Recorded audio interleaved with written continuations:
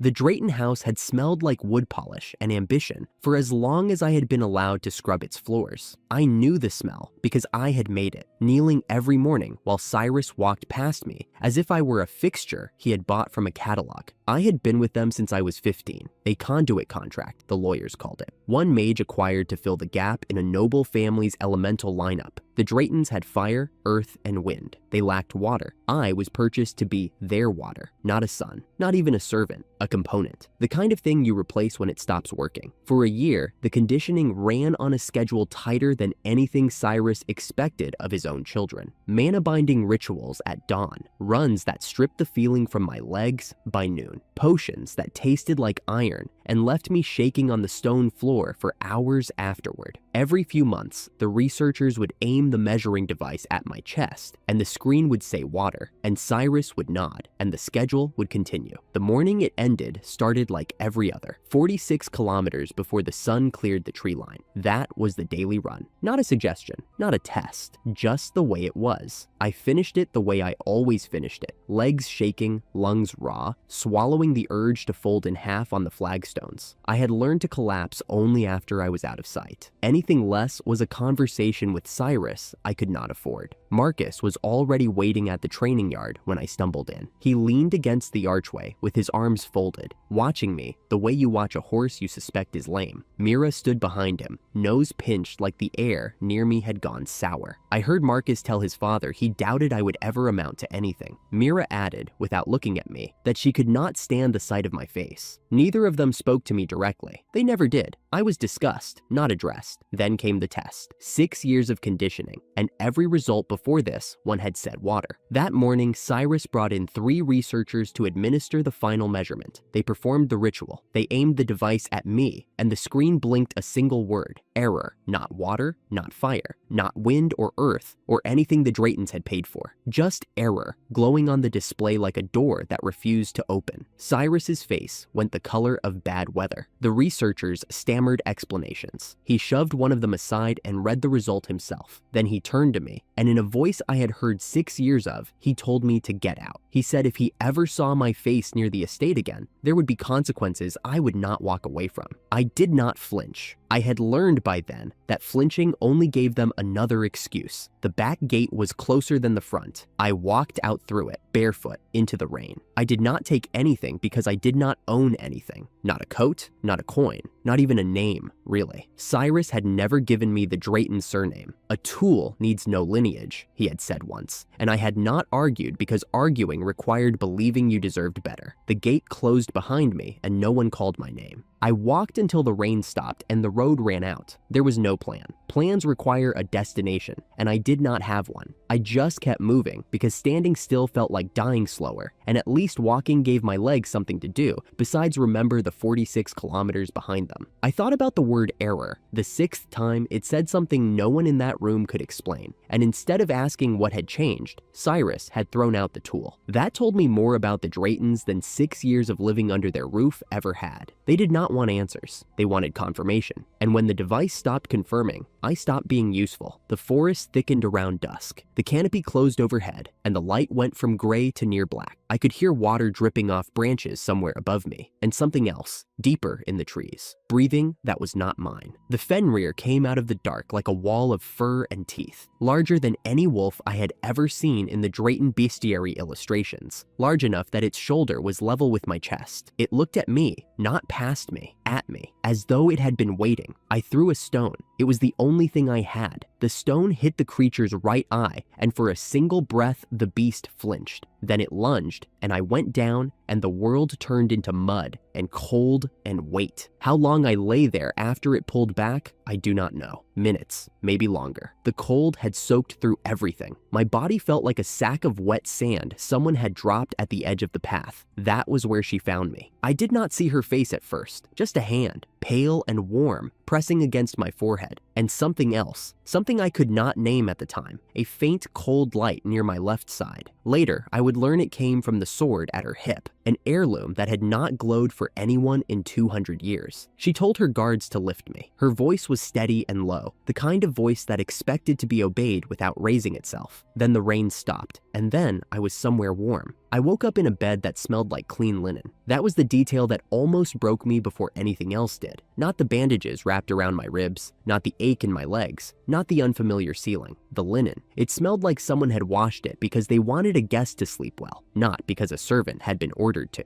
I lay there for a long time, staring at the grain of the wooden beam above me, trying to decide whether the warmth in the blanket was a trap. Through the window, I could see a courtyard lit by lanterns, strung between stone columns, and beyond it, the dark outline of a garden. This was not the Drayton estate. There were no training schedules nailed to the door, no residue of potions on the nightstand, no lock on the outside of the handle. Everything here was built without the heaviness of a house that treated people as inventory. I flexed my fingers under the blanket. They worked. My legs ached, but they bent. Whoever had bandaged me had done it carefully, with the kind of attention that suggested concern rather than maintenance. I had been maintained for a year. I had never been cared for. The difference sat in my chest like a question I did not have the vocabulary to ask. The roar shattered the quiet before I could decide whether to trust it. It came from the courtyard, a sound so deep it vibrated in the floor beneath me. I pushed myself upright and looked through the window. A second Fenrir, larger than the one in the forest, stood in the center of the yard. Its fur was matted and dark. Its eyes locked on the upper floor of the mansion, on me. Below it, the silver-haired girl had already drawn a bow. She fired. The arrow cut a clean line toward the beast's throat, but the Fenrir read the trajectory and twisted aside. It charged. Her guards shouted at her to fall back. She planted her feet and knocked another arrow. I would learn later that this was who she was, the kind of person who heard retreat and heard it as a suggestion meant for someone else. I was out the window before I had finished deciding to move. The drop was 2 stories. My legs took it badly, but they held. The Fenrir's attention swung to me the moment I hit the ground. "You want me?" I said. My voice came out flatter than I meant it to. "Then come." I threw another stone. Same arm, same aim.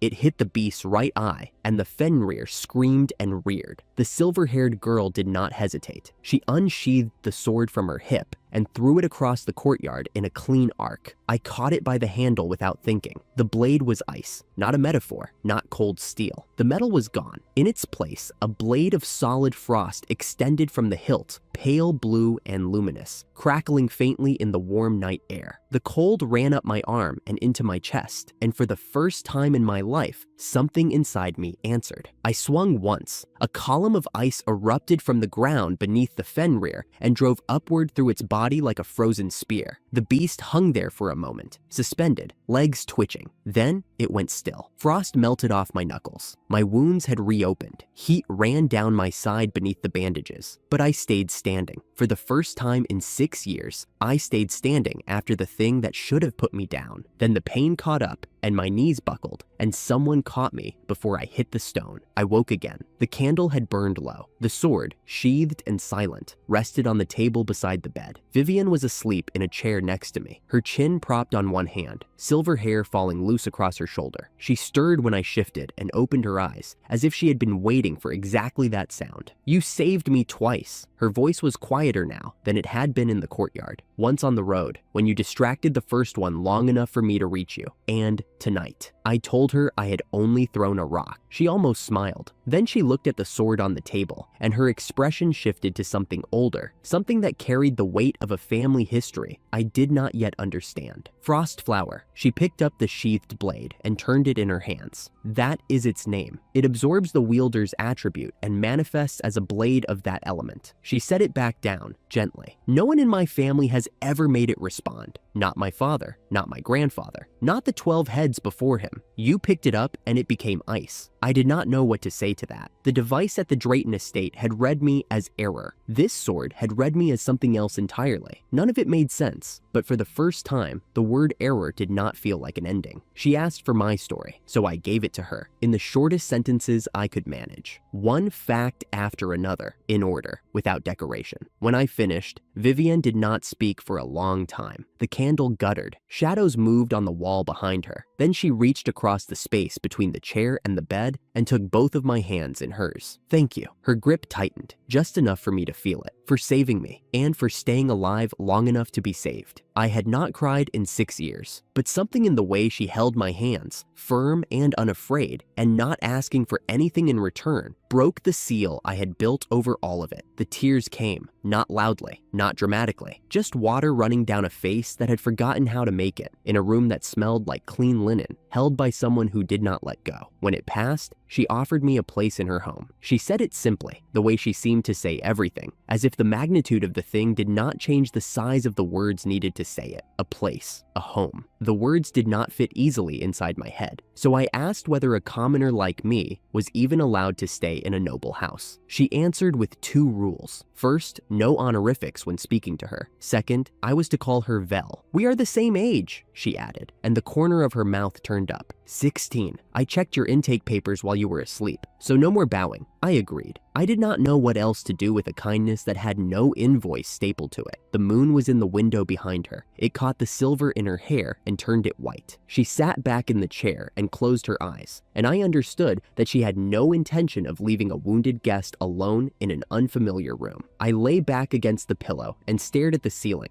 and let myself feel, for the first time since I could remember, the warmth of a hand that had held mine because it wanted to and not because it was measuring what I was worth. The Celsius dining table had 11 forks. I counted them while Vivienne poured tea as though this were an ordinary morning and not the strangest meal of my life. There were forks for meat, forks for fish, forks for pastry, forks for fruit, and 2 whose purpose I could not guess. At the Drayton estate, I had eaten on the floor, not at a table, not with utensils, not seated. On the floor, with whatever the kitchen had set aside for the help, which was sometimes bread and sometimes nothing. Now there was jam in a crystal bowl and a cloth napkin folded into the shape of a bird beside my plate. I picked up the napkin and unfolded it slowly because I did not want to ruin it. Vivienne watched me without commenting. She buttered a roll and set it on the edge of my plate without asking whether I wanted it. I ate it. It was warm. That kept being the detail that undid me, the warmth of things. Warm bread, warm linen, warm hands the night before. The Royal Magic Knight Academy holds entrance exams next week, she said, the way a person mentions the weather. Written and practical. You are taking it. I set down the fork I had been holding incorrectly. Is a commoner permitted? She did not answer the question. Instead, she stood, crossed the room, and returned with a textbook thicker than my forearm. She opened it to the first chapter and set it in front of me. I read the first page, then the second. By the third, I was answering her questions before she finished asking them. The door opened behind us, and a girl walked in, carrying a second stack of books. Black braids, glasses, a posture that said she had spent more time in libraries than sunlight. Vivienne introduced her as Laurel Aarons, her oldest friend, from a family of magical scholars who had served the Celsius house for generations. Laurel looked at me the way a librarian looks at an unfamiliar volume. She sat down, opened a practice exam, and began quizzing me. I answered every question correctly. Her eyebrow rose. Where did you study? She asked. I read everything the Draytons left on the shelves. The truth was simpler than she expected. The conditioning had included theory. Cyrus had made sure his investment could recite elemental law from memory, even if the investment was never allowed to sit at the table while doing it. Laurel closed the practice book. She looked at Vivienne, then back at me, and for the first time since walking in, her expression softened from assessment to something closer to interest. For the first time, someone was looking at what I could do rather than what I had failed to be. The sentence was longer than the ones I usually allowed myself. I let it stand. The academy looked like a castle pretending to be a school. Stone pillars taller than any I had seen in the Drayton Library illustrations. Iron gates that required 4 men to push open. Students in pressed uniforms moving through hallways wide enough for carriages. Every surface whispered money and lineage, and I walked through it in borrowed clothes, carrying a sword that technically belonged to someone else's family. The written exam lasted 2 hours. I finished in 40 minutes and spent the rest staring at the ceiling, trying not to draw attention. Vivienne caught my eye from across the hall when I set down my pen. She gave me a single nod. The the kind that said she had expected nothing less. The practical exam was held in the arena. Vivian went first. She drew her bow and dismantled her golem in 3 shots, water magic threading through each arrow to split the stone along its joints. The crowd murmured. Laurel followed, and her dark magic technique dropped the construct before it finished standing. They made it look routine. My name was called last, examinee number 300. The stands had thinned, but the ones who remained were the noble families and their staff, the people who stayed because they had heard about the commoner in the roster. Examiner Osvaldo stood at the center of the arena floor. He was broad, gold-haired, bearded, wearing a military dress coat that looked more like a costume than a uniform. He looked at me the way Cyrus used to look at underperforming equipment. He told the crowd I was the only commoner candidate this year. His voice carried the words like they were something he had found stuck to his shoe. Then he raised his hand and summoned my opponent. It was not a golem. The thing that rose from the arena floor was twice the height of any construct the other examinees had faced. Steel plating over a mechanical frame, a fist on one arm, a claw on the other, and a single red eye that tracked my movement before the dust had settled. A mechanical giant. The kind of thing the Academy reserved for punishment demonstrations, not entrance exams. The crowd went quiet. Someone in the upper tier whispered the word rigged. I recognized the smell first. Stored mana, heated metal, the faint ozone of forced animation. The Drayton conditioning rooms had smelled like this. The giant swung. I moved. The fist cratered the arena floor where I had been standing. My standard sword bounced off the plating twice. The steel was too thick. The claw swept low, and I cleared it by inches, rolling across the stone, feeling the stitches in my side strain from the Fenrir wounds that had not fully healed. There was one option. I had known it from the moment the giant rose. I drew Frostflower. The blade became ice the same way it had in the courtyard 3 nights earlier. I channeled everything I had into one strike and drove it into the construct's chest plate. Ice exploded outward, not from the blade, from inside the giant, spreading through its joints, cracking the plating from within, encasing the entire frame in a glacier that climbed from the arena floor to the height of the stands. The mechanical eye flickered once and went dark. The arena was silent. Frost drifted down from the frozen column like snow. Osvaldo had fallen backward. His mouth was open. He did not get up. In the upper stands, I saw Marcus Drayton. His face had gone the color of paper. He stared at me for 3 full seconds, then turned and ran out of the arena without looking back. I stood in the center of the ice and the silence and the staring faces, and I did not smile. The wound was too old for that, but I stayed on my feet. In front of every noble who had ever looked past a commoner like me, I stayed on my feet. Then the pain caught up, and I walked to the waiting room and sat down on a bench, and Vivian caught my arm before I fell off it. I could not sleep. The night after the exam, I lay in the guest bed and stared at the ceiling and waited for the thing I had been waiting for since the first morning in this house. The moment the door opened and someone told me to leave, Vivian came instead. She sat in the chair by the window and told me her parents were arriving the next day. She would explain everything to them. I should not worry. I did not know how to tell her that worrying was the only skill the Draytons had not trained out of me. The following morning, a carriage pulled through the estate gate. Vivian's father was a tall man with a pipe and the posture of someone who had fought wars and come home polite. Her mother was composed and soft-spoken, and she looked at me the way mothers look at stray animals their children have brought indoors. I was summoned to the drawing room. Vivian stood beside me. The fire crackled. Her father asked her to explain. She told them about finding me on the road, about the Fenrir, about Frostflower glowing for the first time in over 200 years, about the exam that morning and the glacier in the arena. Then her father turned to me and asked for my side. I gave it to him the way I had given it to Vivian. Short sentences, no decoration. The Draytons went unnamed. He did not ask. Her mother's hand went to her mouth. Her father's expression did not change, but the pipe went still between his fingers, and that told me everything. After a long silence, he offered me a formal position as Vivian's bodyguard, a stipend, legal standing. He also offered me the Celsius surname of employment, the way noble houses extend their name to contracted retainers.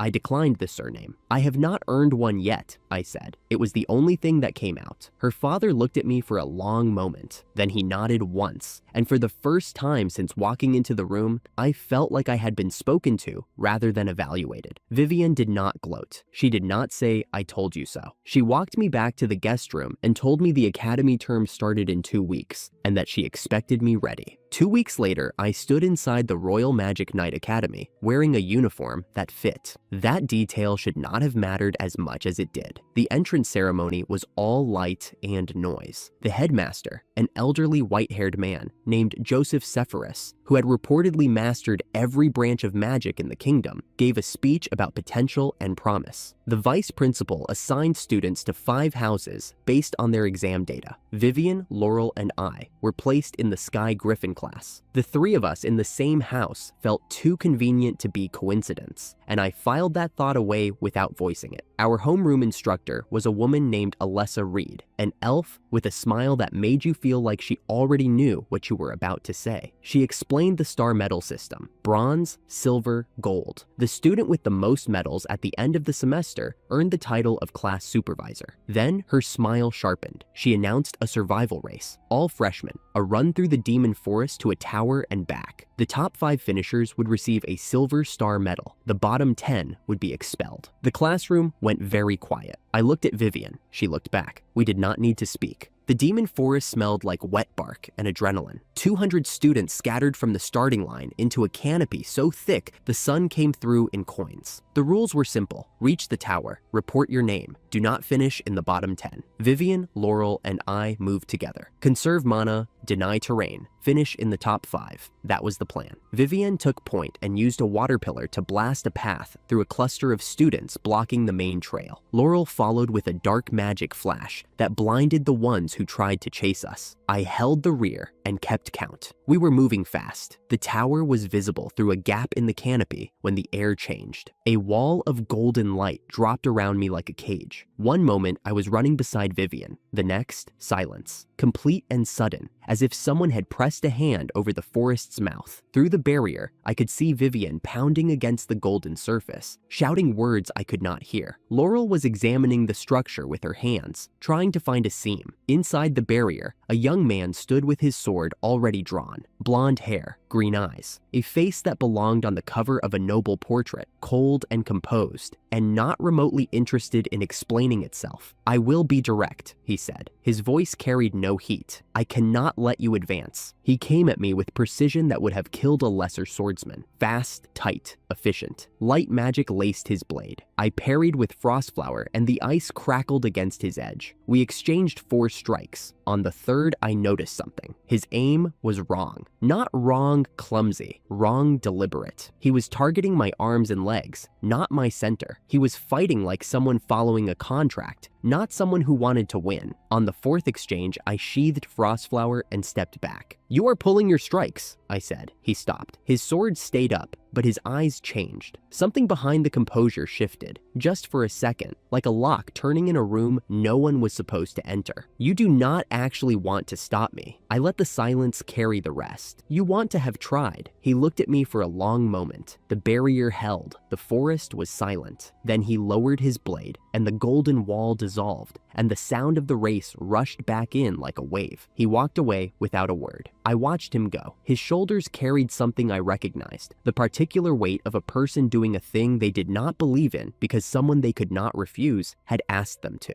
I did not know his name yet. I would learn it soon enough. Aiden Highland. Vivian was at my side before I could take a step. She asked if I was hurt. I shook my head. Laurel looked at the space where the barrier had been and said nothing, but her eyes were calculating. We ran. The tower examiner wrote our names as the 3rd group to arrive, 2 ahead of us. A red-haired girl I did not recognize had finished first. Second was a muscular young man with a shaved head and a jacket thrown over a bare chest who looked like he had jogged the whole course for fun. He walked up to me before the ink on the ledger was dry. "You are Adrian, right?" His voice was the loudest thing in the clearing. "You were incredible at the entrance exam. That ice column. I have been wanting to meet you." He stuck out his hand. "Hudson Leo." I shook it. His grip could have cracked stone. "I wanted to get along with a strong person like you," he said, grinning wide enough to see every tooth. Behind me, Vivian and Laurel exchanged a look that I chose not to interpret. The examiner told us the top 5 was complete. He activated a spatial transfer array at the base of the tower and sent us back to the main building. The race was over. Somewhere in the forest, Marcus Drayton was still running. He did not know it yet, but a red-haired girl whose name I would learn later had trapped him behind a wall of fire he could not outrun. His secondary Earth attribute was no match for her flames. He was not injured. He simply did not finish in time. The results were read at the post-race assembly. The top 5 names came first. Mine was among them. A silver star medal was placed in my hand by an examiner who avoided my eyes. Then, the bottom 10. Marcus Drayton. His name echoed off the assembly hall walls like something dropped from a height. Expelled. The murmur that followed was not sympathetic. It was the sound a crowd makes when a name it associated with power becomes a name it associates with failure. I did not look for Marcus in the hall. He was not there. I learned later he had already left the grounds. I did not see what happened at the Drayton estate that night, but I could imagine it, because I had lived in that house long enough to know how Cyrus processed failure. He had been in a good mood all day. He had planned this, the survival race, the expulsion rule, the hired student sent to target me. Osvaldo had been his instrument. Marcus was supposed to finish strong while I disappeared from the roster. Then the communication device rang, and instead of hearing my name on the expulsion list, he heard his son's. Marcus came home and knelt on the study floor. Cyrus told him he had stained the family name with something that could never be cleaned. His voice carried through the walls. The servants could hear it. Mira could hear it. She did not come downstairs. Then Osvaldo told Cyrus the rest, that the boy he had thrown out was the talk of every noble family with a seat at the academy. Cyrus did not break anything. He was too furious for that. Fury that large goes quiet. It folds inward and starts planning. Somewhere in the capital, his name was being spoken the way he had never planned for it to be spoken. As the head of a house that discarded the most interesting thing that had happened to the academy in a generation, pleasure was not what I felt when I imagined it. The wound was too old for that. But that night, alone in the Celsius guest room with the silver medal on the desk and the uniform on the chair, I allowed myself one small breath, the kind you take when you realize, for the first time, that the people who threw you away might have to live with the cost of it. Nothing needed to be said. The breath was enough. The academy settled into a rhythm the way water settles after a stone drops through it, slowly, and not all at once. Mornings started with Alessa Reed at the front of the classroom, chalk in hand, her voice carrying the way a good teacher's does. She taught us the 3 magic systems, attribute, life, and spirit, and the 6 elements underneath: fire, water, wind, earth, light, dark. Most mages had one affinity. Headmaster Sepphoris, she mentioned casually, could use all 6. The room went quiet. She let the silence hold, then demonstrated. A small flame on her fingertip without a word of incantation.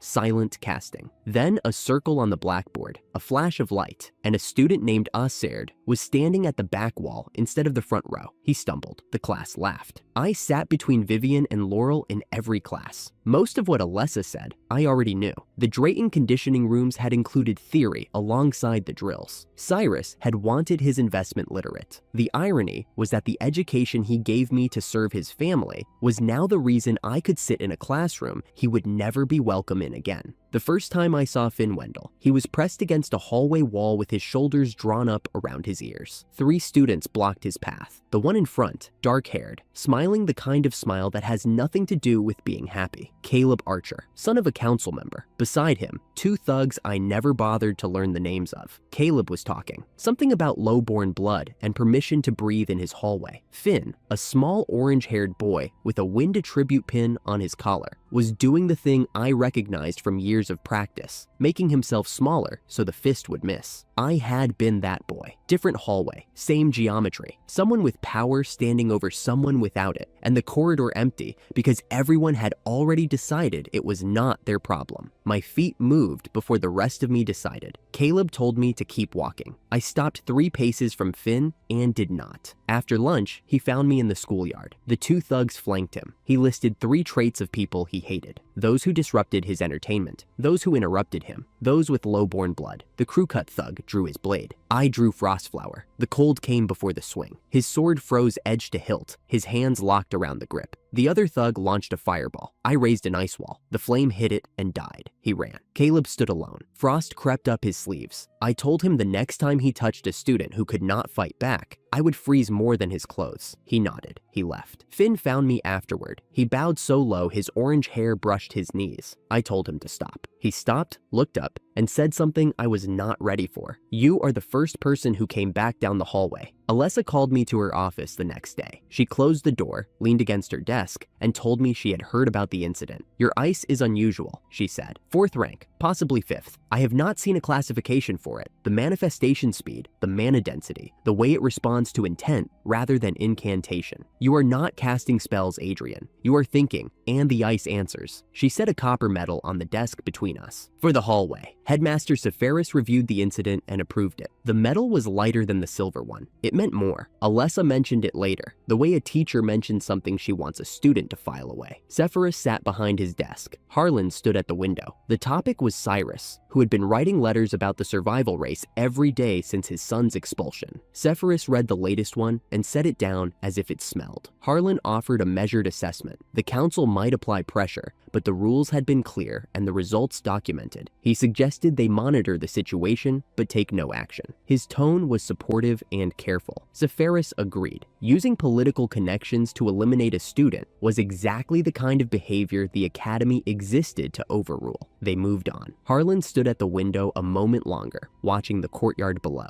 If his eyes lingered on anything specific, there was no one paying close enough attention to notice. The joint training exercise with Yellow Class was held on a marble arena that looked designed to intimidate you before your opponent did. Hudson Leo found me before pairings were announced. He grinned. "Today," he said, "the fight was honest. Hudson used earth magic to harden his fists and came at me like a landslide. His first punch cratered the marble where I had been standing. He was strong the way a river is strong, without needing to explain itself. I drew Frostflower. The arena floor froze. Hudson's feet locked. His momentum died mid-charge. The ice climbed his gauntlets and sealed his hands. He looked down at the ice, then up at me, and laughed. The sound filled the arena. Complete loss. He shook his head, still smiling. But next time, I will win. He meant it. I believed him. The visit came without warning. Vivian and I returned from the academy to find Cyrus Drayton seated in the Celsius entrance hall. Vivian's father stood near the staircase with the look of a man who had run out of patience 3 sentences ago.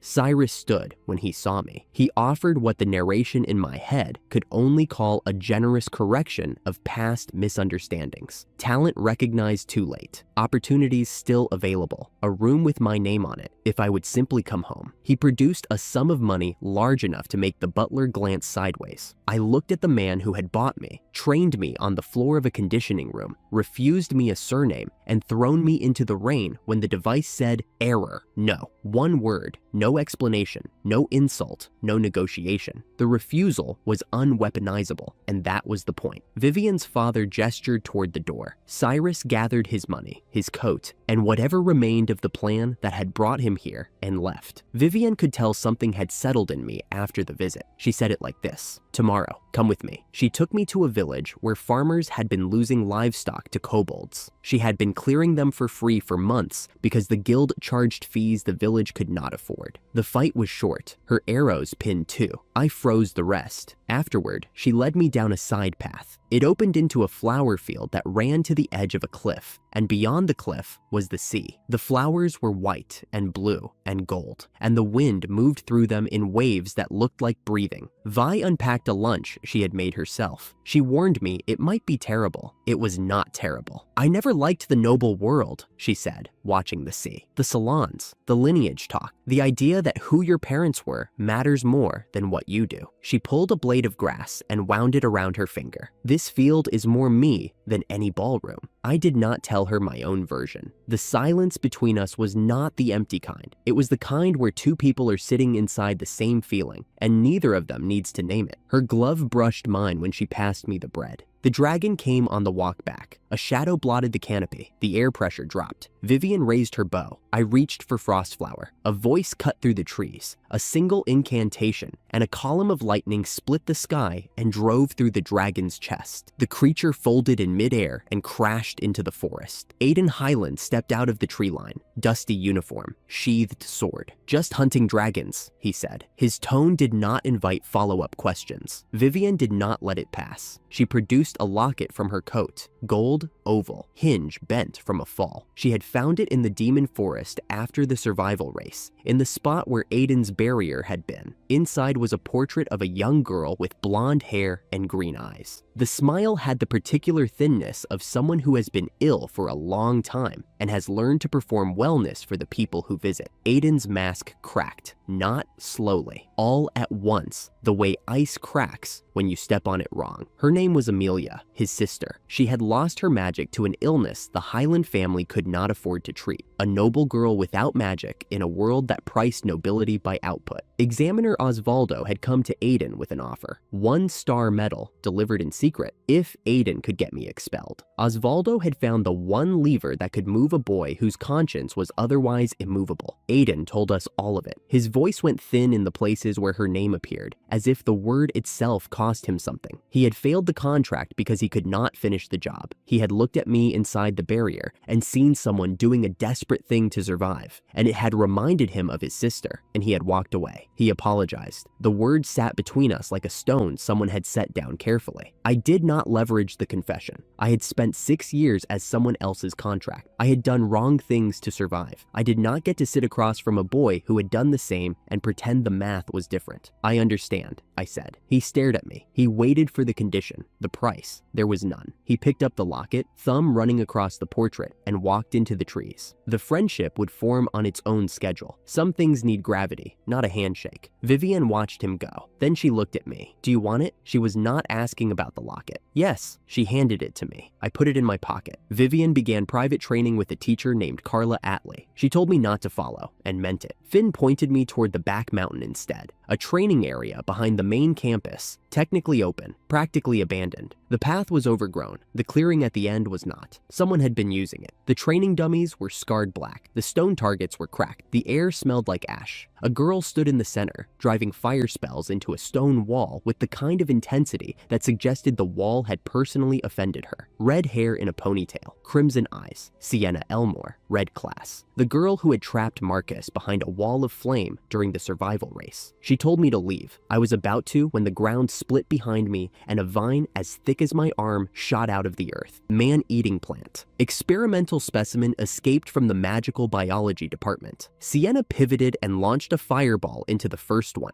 It collapsed in flame and sap. A second erupted from the tree line behind her. I pulled her sideways by the shoulder. The plant's jaws closed on the air where her head had been. 3 ice spears through its stem. It went still. The clearing was on fire in 2 places and frozen in 1. Sienna looked at the dead plant, then at me. Her expression settled on something that was not hostility, but was not gratitude either. Thank you, she said. The words came out like they had been pulled from her against her will. She asked my name. I told her. She said she might remember it. We sat on a fallen log while the fires burned out. She did not explain why she trained alone. The worn dummies and cracked targets told the story for her. Someone who had been told their worth depended on their output, and who had decided the answer was to produce more until the measurement broke. Alessa Reed appeared on the path above us. She looked at the scorched clearing and smiled. You are among the strongest first years the Academy has enrolled in a decade. She leaned against a tree. I would like to train you both, starting with environmental techniques. She glanced at me. Rain freeze applications, for one. Sienna nodded once and left without saying goodbye. That evening, I told Vivian about it. The plants, the fire, the girl training alone in a clearing nobody used, the way Alessa had offered to teach us. I told it with more energy than I usually carried into a room. Vivian sat across from me and listened. When I finished, her face did not move. She said the dinner was ready. She stood and walked toward the kitchen, posture the same as always, but the air in the room had shifted. I had spent 6 years reading rooms. I could read fear, contempt, calculation, and boredom with the precision of someone whose survival depended on it. But the thing on Vivian's face was none of those. Something quieter and harder to name. Something I had no file for. She did not bring up Sienna again.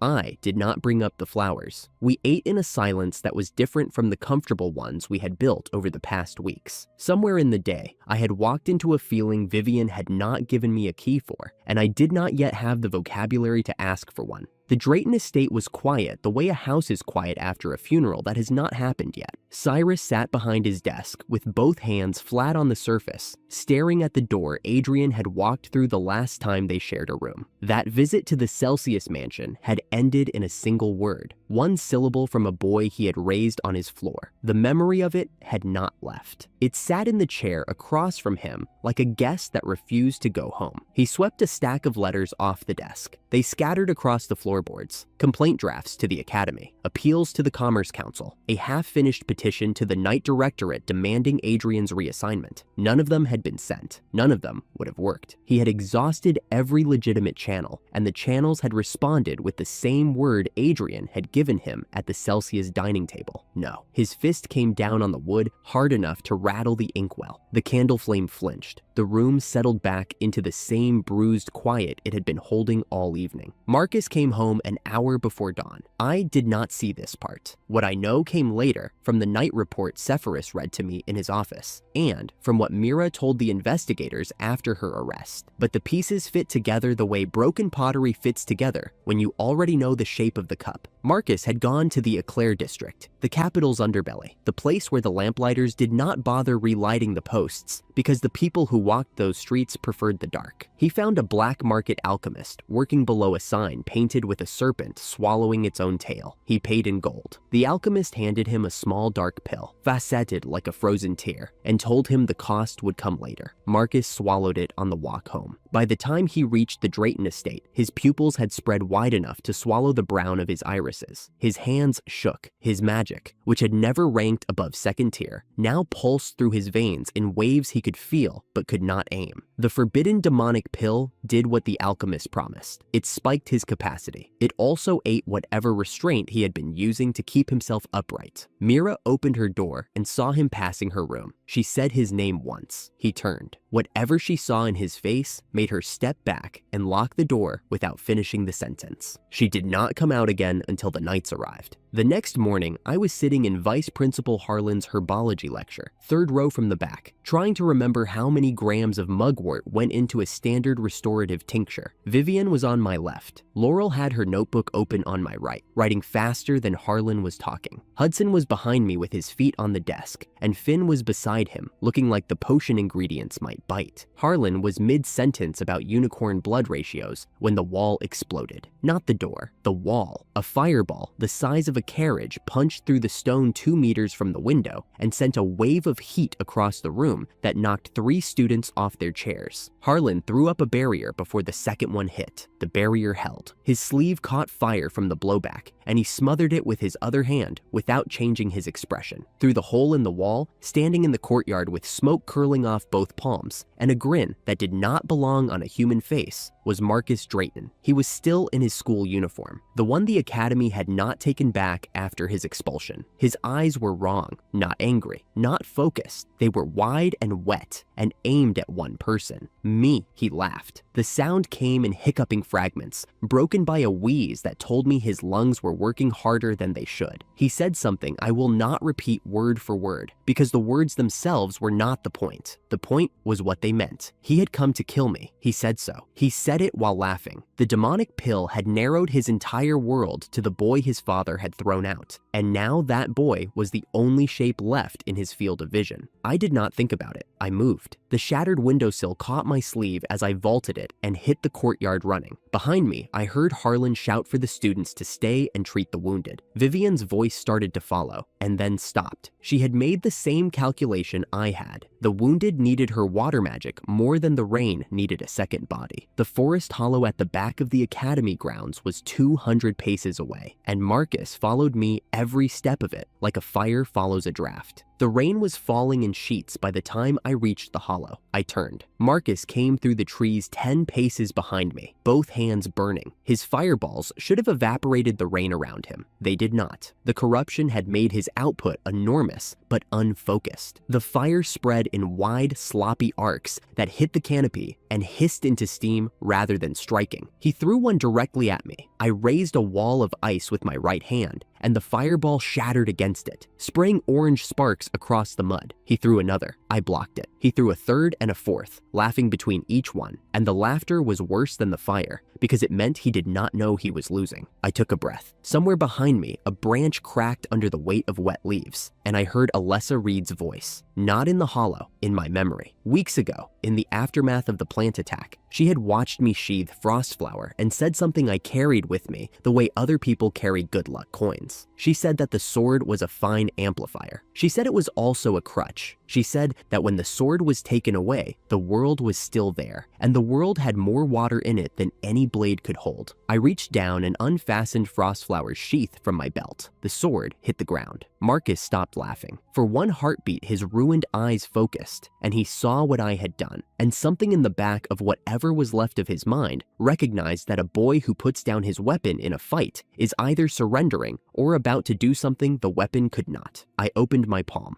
The rain fell into it, and I exhaled. Every drop of water in a 30-meter radius stopped falling. They hung in the air like 1,000 frozen needles, suspended in the space between the canopy and the mud, catching the gray light in a way that turned the hollow into something that looked like the inside of a glass cathedral. The rain on Marcus's coat, the water running down his sleeves, the moisture in the fabric of his uniform, all of it solidified at once. His legs locked, his arms froze at his sides. The fire on his palms guttered and died because the air around his hands had become a shell of ice too dense for heat to escape. He stood there, encased from the knees, up in his own soaked clothing, now rigid. The corruption still raged behind his eyes. His body did not respond. My boots sank into the mud as I walked up to him. The silence in the hollow was absolute. No rain fell, no wind moved. The only sound was the faint creak of ice settling on the branches. There was nothing to say to Marcus Drayton that the rain had not already said for me. So I waited. Harlan arrived 2 minutes later, breathing hard. He stopped at the edge of the hollow and looked at the frozen rain hanging in the air around Marcus. He looked at Frostflower lying on the ground. He looked at me. His expression did not change. It rarely did, but his breathing paused for a beat longer than exertion would explain. He said something about recklessness. I told him the culprit was secured. He walked to Marcus, pressed 2 fingers to the frozen boy's forehead, and murmured a knockout incantation. Marcus's eyes rolled back. The corruption in them dimmed. His body slumped inside the ice casing, unconscious but alive. Harlan picked up Frostflower and handed it back to me without comment. We walked back to the academy in the rain that had started falling again the moment I released the freeze. Neither of us spoke. I did not know then what he was thinking. I did not know that the man walking beside me in the rain was filing a mental report on the technique he had just watched, and that the report would be read by people whose names I would not learn until the worst night of my life. He walked me to the main building. He filed the incident report that put Marcus in the infirmary under guard, and he wrote the recommendation that gave Headmaster Sepphoris the legal authority to do what came next. Sepphoris's office smelled like old paper and black tea. I sat across from him in a chair that was too comfortable for a room where I expected to be punished. My uniform was still damp. My hair was dripping onto the collar. He had offered me a towel when I walked in, and I had taken it, which felt stranger than anything that had happened in the forest. He asked me what I had done.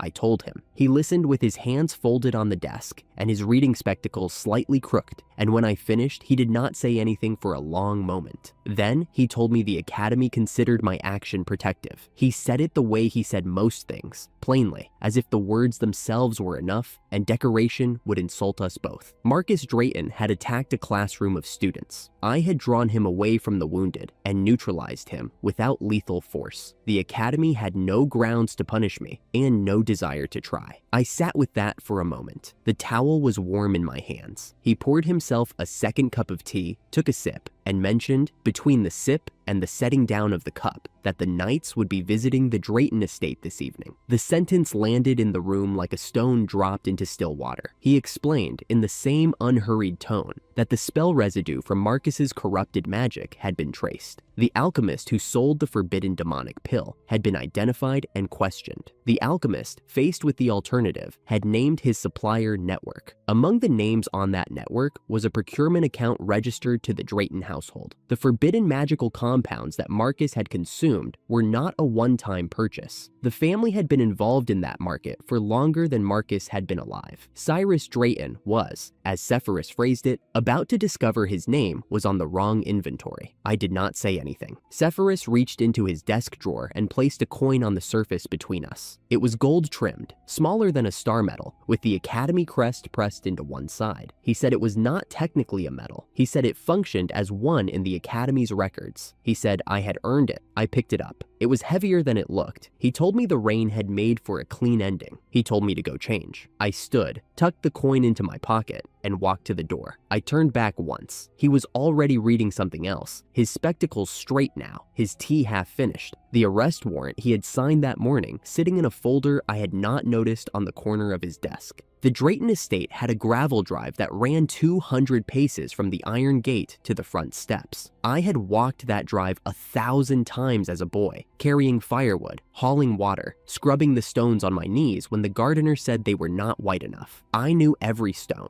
I knew the sound the gravel made under a cartwheel and the different sound it made under a boot heel, and the different sound it made under bare feet in winter. That evening, it made a sound I had never heard. The sound of 12 horses and 3 carriages arriving in formation. I was not there. I did not see it with my own eyes. But the night report that Sepphoris shared with me the following week was detailed enough to build the scene in my mind, as clearly as if I had stood at the gate and watched. The Capitol Knights rode up the drive in a single column, torches lit despite the early hour, because the protocol required witnesses to see the crest on the lead horse's blanket. The Drayton household staff, the cooks, the gardeners, the stable hand, the 3 maids who had served the family since before I arrived, stopped what they were doing and came to the windows. The same staff Cyrus walked past every morning as if they were fixtures he had bought from a catalog. The captain of the unit dismounted at the front step. He was a man named Ortex, short blue hair, formal armor, a voice that carried without effort. He did not knock. He announced himself at the door, and the maid who opened it was already shaking. Cyrus came to the entrance hall in his burgundy coat, the one with the gold-trimmed buckle that bore the Drayton family crest. He had been sitting in his office waiting for Marcus to come home. Marcus was not coming home. Marcus was in the academy infirmary, unconscious, under guard, with the residue of a forbidden demonic pill still burning through his veins. Ortex read the warrant aloud. The words carried through the open door and across the gravel to where the gardener stood, pretending not to listen. Trafficking in forbidden magical compounds. Willful endangerment of students at the Royal Magic Knight Academy. Contribution to a corrupted magic incident, resulting in structural damage and bodily harm. The charges were not questions. They were facts that had already been verified, and the reading of them was a courtesy the law extended to the accused before the law stopped being courteous. Cyrus tried to argue. He told Ortex the charges were baseless. He demanded a private hearing. He invoked the Commerce Council. He invoked names, families with seats on the Capitol's advisory board, people who owed him favors, people who had dined at this table and drunk his wine. Ortex listened to all of it with the patience of a man who had heard better arguments from better liars and found none of them persuasive. Then he told Cyrus to step forward. Cyrus did not move.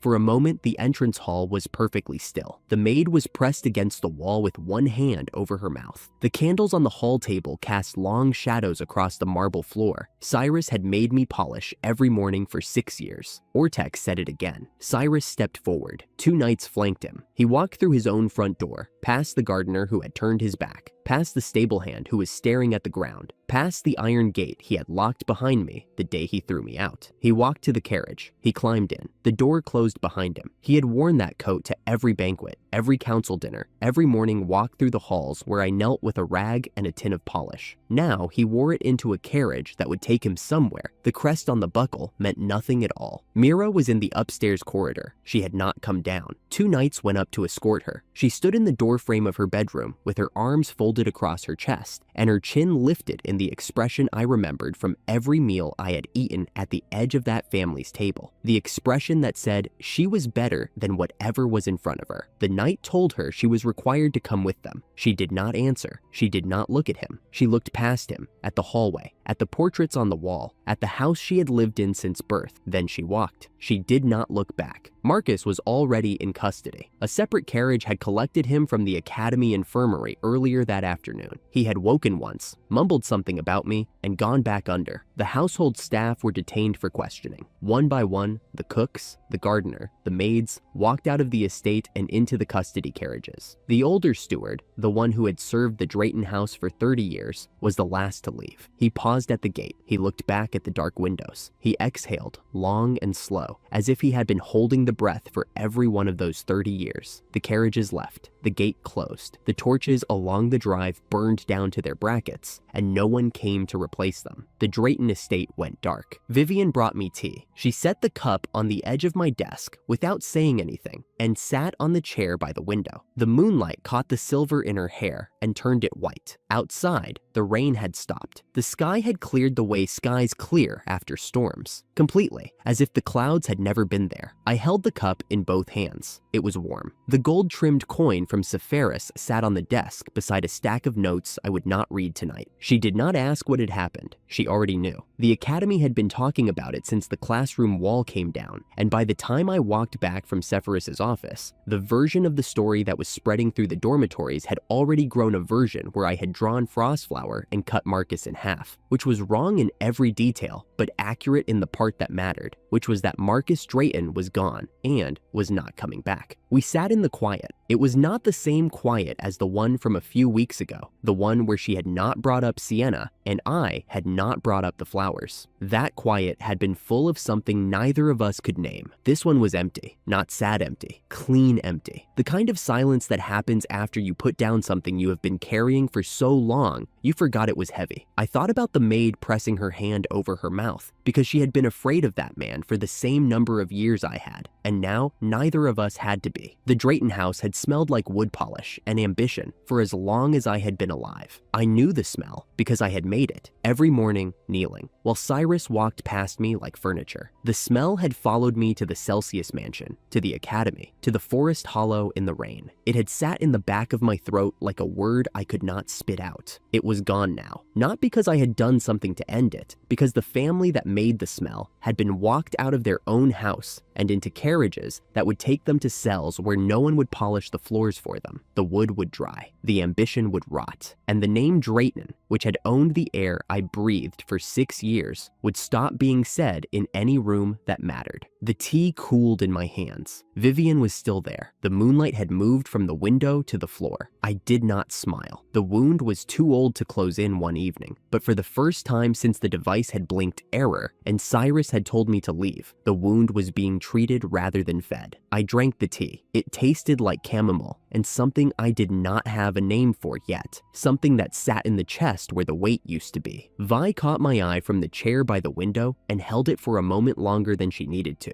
and in that moment, the absence of the Drayton name was louder than anything that family had ever said to me while they still had the authority to say it. The academy's punishment for what happened with Marcus was cleaning the owl hut. Sepharis had signed the order himself, which meant the punishment was exactly as serious as it looked and not 1 ounce more. I understood the logic. The academy needed a visible consequence. The headmaster needed me invisible for a week. Both things could be true at once. The hut was small, dim, and smelled like every bird that had ever lived in it at the same time. I had the broom. Finn had the bucket. Neither of us had been given instructions more detailed than make it less terrible, which left a generous amount of room for interpretation. I have always liked owls, Finn said, scrubbing a perch with the kind of focus he usually reserved for wind theory equations. They do not judge you. I did not argue. Owls had never once looked at me with disappointment, which put them ahead of most humans I had known. The door opened. Aiden walked in, looked at the filth, and said nothing. He picked up a rag and started on the far wall. No greeting, no explanation. He had not been assigned to the hut. He was here because he wanted to be, and he would rather scrub bird droppings in silence than say so.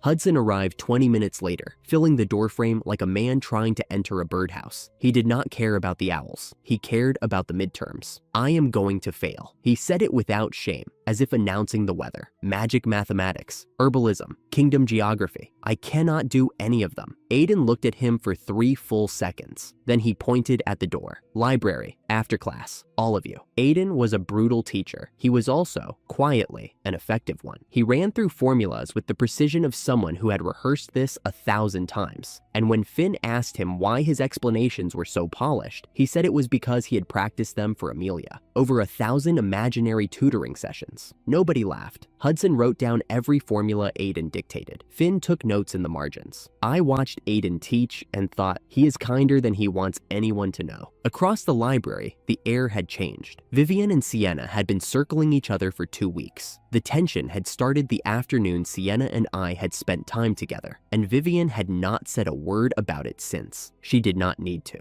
The silence was louder than anything she could have said. Laurel saw it before anyone else. She always did. She sat between them in the reading section one afternoon and proposed a settlement in a voice so calm it could have been reading a weather report. The midterm scores would decide it. No shouting, no corridor confrontations. A clean, numerical answer. Vivian accepted. Sienna accepted. Both of them used the word fine in a tone that meant the opposite. 2 weeks passed. Hudson survived Aiden's tutoring. Finn excelled in every subject he sat for. Aiden's teaching veered into stories about Amelia every third sentence, which meant Hudson's magical biology preparation consisted almost entirely of facts about unicorns that Amelia apparently loved. He would later answer a question about bicorn anatomy using unicorn trivia and somehow scrape a passing grade. The practical midterm was held in the same coliseum as the entrance exam. My opponent was a tall student named Max Ravens, who carried a long spear and introduced himself at volume. He charged. I raised my left arm and let the ice form around it like a second skin. His spear struck the ice, skidded, and before he could pull it back, I stepped inside his reach and disarmed him. 3 minutes. The crowd was polite. I walked off the arena floor and found my friends in the stands. Vivian was not watching me. She was watching the arena entrance, because the next match was the one that mattered. Vivian and Sienna walked to opposite ends of the arena and did not look at each other until the signal dropped. The first exchange was ranged. Sienna's fire magic met Vivian's water in the center of the arena, and the collision turned the air into steam. The crowd went silent. Students who had been chatting stopped mid-sentence. This was not a midterm exercise. This was 2 girls who had spent 2 weeks converting fury into practice hours, and every spell carried the receipts. Sienna pushed forward with a flame wall. Vivian answered with a water spiral that punched through the center and forced Sienna to roll sideways. They exchanged at close range, Sienna's sword against Vivian's bow, and neither gave ground. 10 minutes passed. The examiner looked uncertain. Aiden, from the stands, analyzed the match in a tone flat enough to be narrating a chess game. Then, both of them decided to end it. Sienna cast her strongest spell, a dragon-shaped flame that tracked its target and filled half the arena with heat. Vivian answered with a water strike she had trained in secret for 2 weeks. The spells collided. The shockwave blew both fighters off their feet. Neither stood up. The referee counted. Neither moved. The match was declared a draw.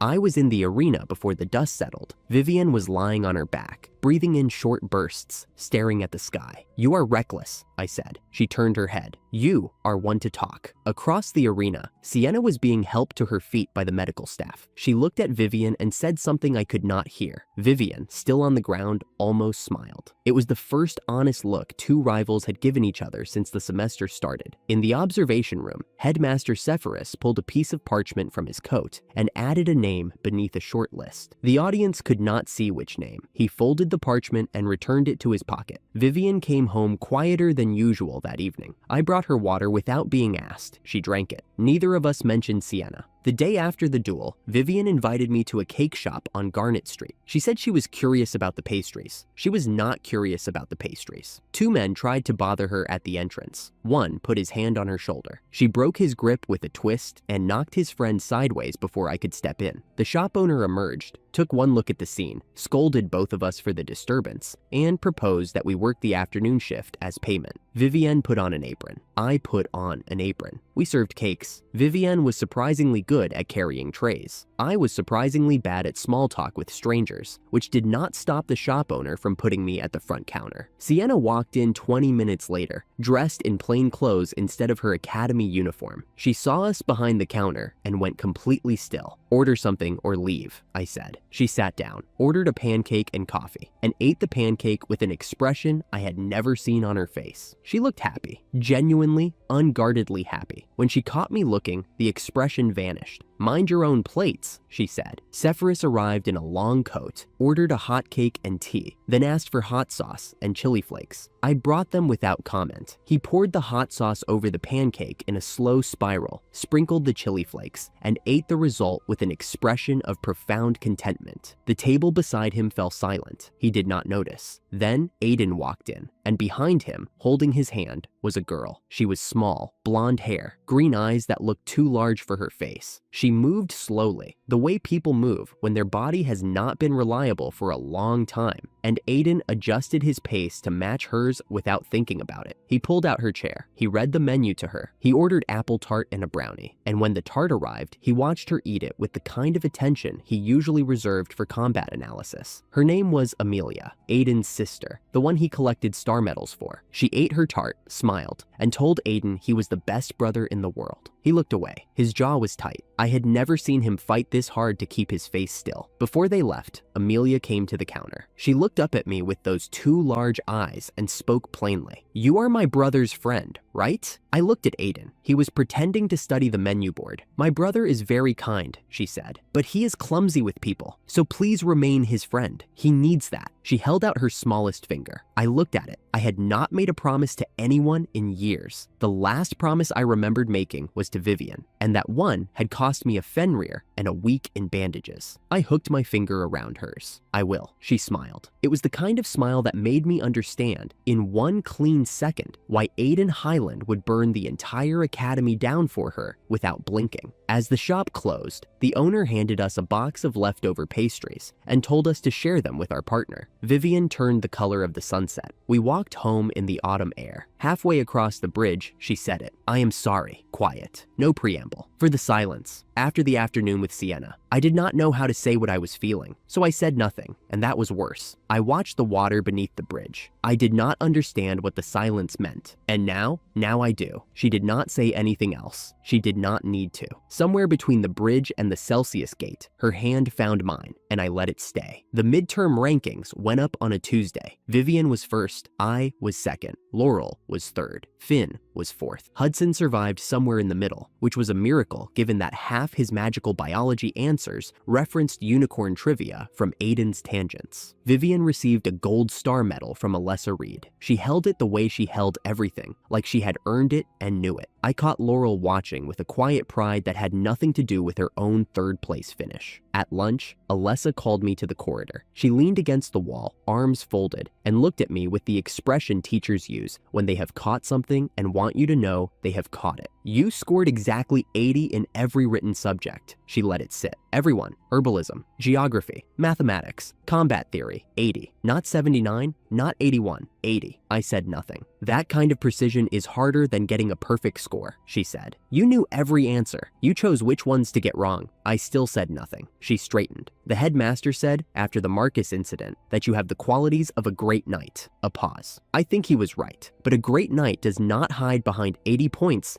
because he is afraid of being seen. She walked away. I stood in the corridor and thought about what it meant to stop hiding. I did not have an answer, but the question stayed. The Brund. 3 days later, a third year named Dean Gadget found us in the practice hall. He was the captain of the white class Grajakudo team, which had finished last for 2 consecutive years. He had watched us practice the combined throw drill and decided, apparently, that 2 first years were worth the gamble. Vivian accepted before I finished processing the invitation. I was a breaker. She was a breaker. The match was against yellow class, and the field transformed into a mountain stream terrain the moment the whistle blew. Vivian secured the blade first. She ran wide. I cut inside, took the handoff, and threw. The yellow class blocker, a third year who had been ranked top defense the previous season, caught it clean. The blade stopped dead. The crowd held still. Dean called the signal. Vivian and I both knew what it meant. We ran side by side. She fed water magic into the blade's surface. I layered ice over the water and shaped it into a rotating edge. We threw together, and the timing was not close. It was identical. The blade left our hands at the same instant, spinning with a combined force that blew past the blocker and buried itself in the yellow class target. The stands erupted. Hudson's voice carried over the entire stadium. Finn was on his feet. Laurel was clapping with both hands, her satchel forgotten on the bench. White class won. The Academy newspaper ran the story the following morning. My name was in it. Vivian's name was in it. The students who had refused to say either name a month ago were suddenly saying both. The day after the Grajakudo victory, the Academy sent us underground. The practical exercise was simple to explain and nearly impossible to execute. Form a team, enter the underground labyrinth beneath the Academy, descend as deep as possible, 10 floors. Most first-year teams reached the 3rd or 4th. The record for our year had not been set yet. My team was already decided. Vivian on attack, me on defense and ice support, Laurel on dark magic disruption and analysis, Finn on perception.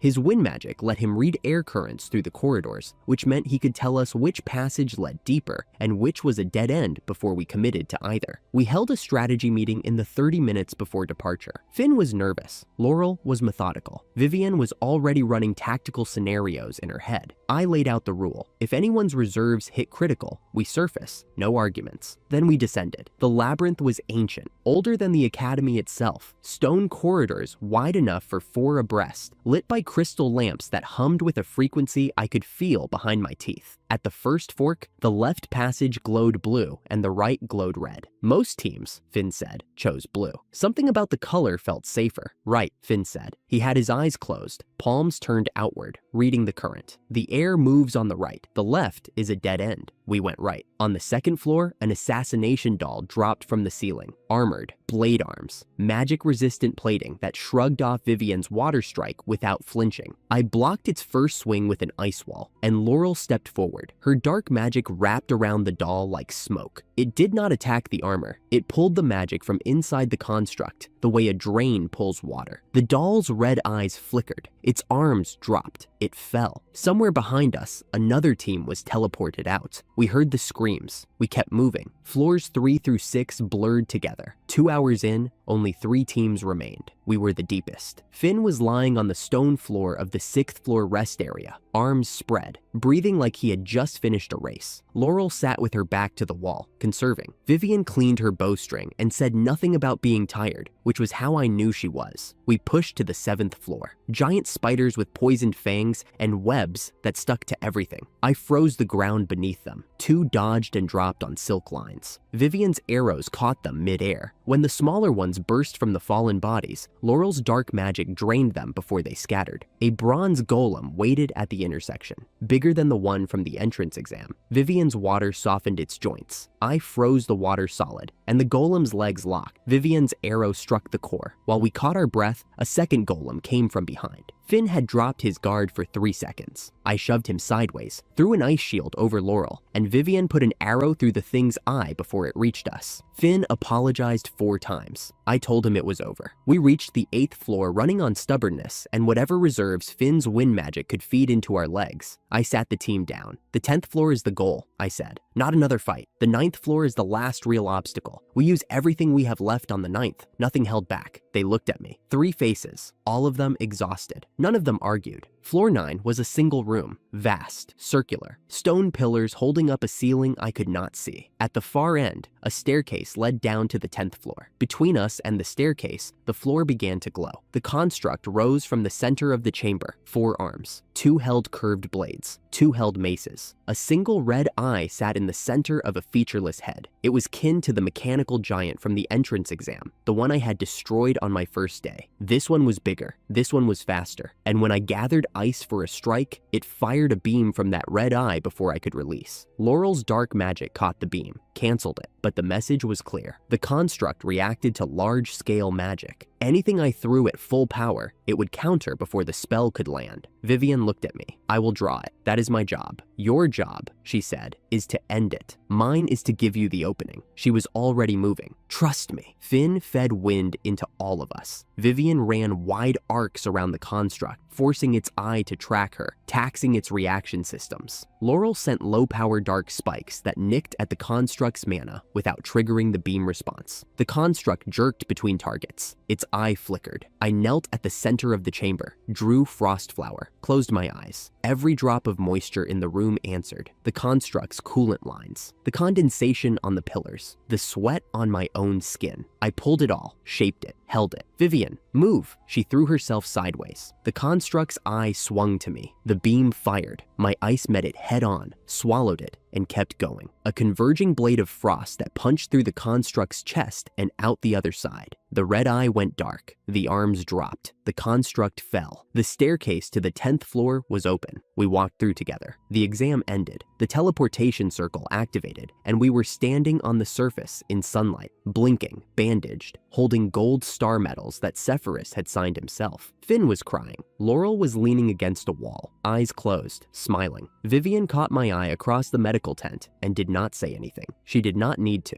I fell asleep in the medical wing before dinner. The next morning, Vivian walked into the breakfast room holding the kingdom's main newspaper. She put it on the table beside my plate. She did not say anything. She sat down. She watched me look at it. The front page was a photograph. 4 students on the academy steps, holding gold star medals. I recognized every face. The one on the left was Finn, grinning so wide his eyes had nearly disappeared. Laurel was beside him, glasses slightly crooked, looking at the camera as if it had asked a question she was still deciding how to answer. Vivian stood straight, her silver hair catching the light, one hand resting on the medal at her collar. And beside her, the boy with black hair and dark eyes, who looked like he had not slept in a week. That was me. Above the photograph, in the kingdom's largest typeface, a headline I read 3 times before the words settled. Sky Griffin class conquers the Academy Labyrinth. First time in 60 years. Beneath it, a smaller line. Royal family sends word of recognition. I put the toast down. Vivian was watching me, not smiling, waiting. 6 weeks ago, the device had said error, and Cyrus had said get out, and I had walked into the rain barefoot. 6 weeks ago, the name Adrian meant nothing. It was not spoken in any room that mattered. It was not printed. It was not recognized. It belonged to no family, no house, no lineage. It was a tool's designation, and when the tool broke, the designation was thrown out with it. This morning, the kingdom said my name at breakfast. I did not know what to do with that. I did not feel triumph. Triumph is what you feel when you defeat something. This was not a defeat. This was weight. The weight of being seen by people who had never once looked. The weight of a photograph that placed me beside Vivian and Laurel and Finn, as if I belonged there, as if I had always belonged there, as if belonging were not the most terrifying word in my vocabulary. The Drayton family was, by now, a sentence in the back pages of the same newspaper, 3 names in a court report. The kingdom had already moved on to the next headline, and the boy they had discarded was on the front page. I picked the toast back up. Vivian was still watching.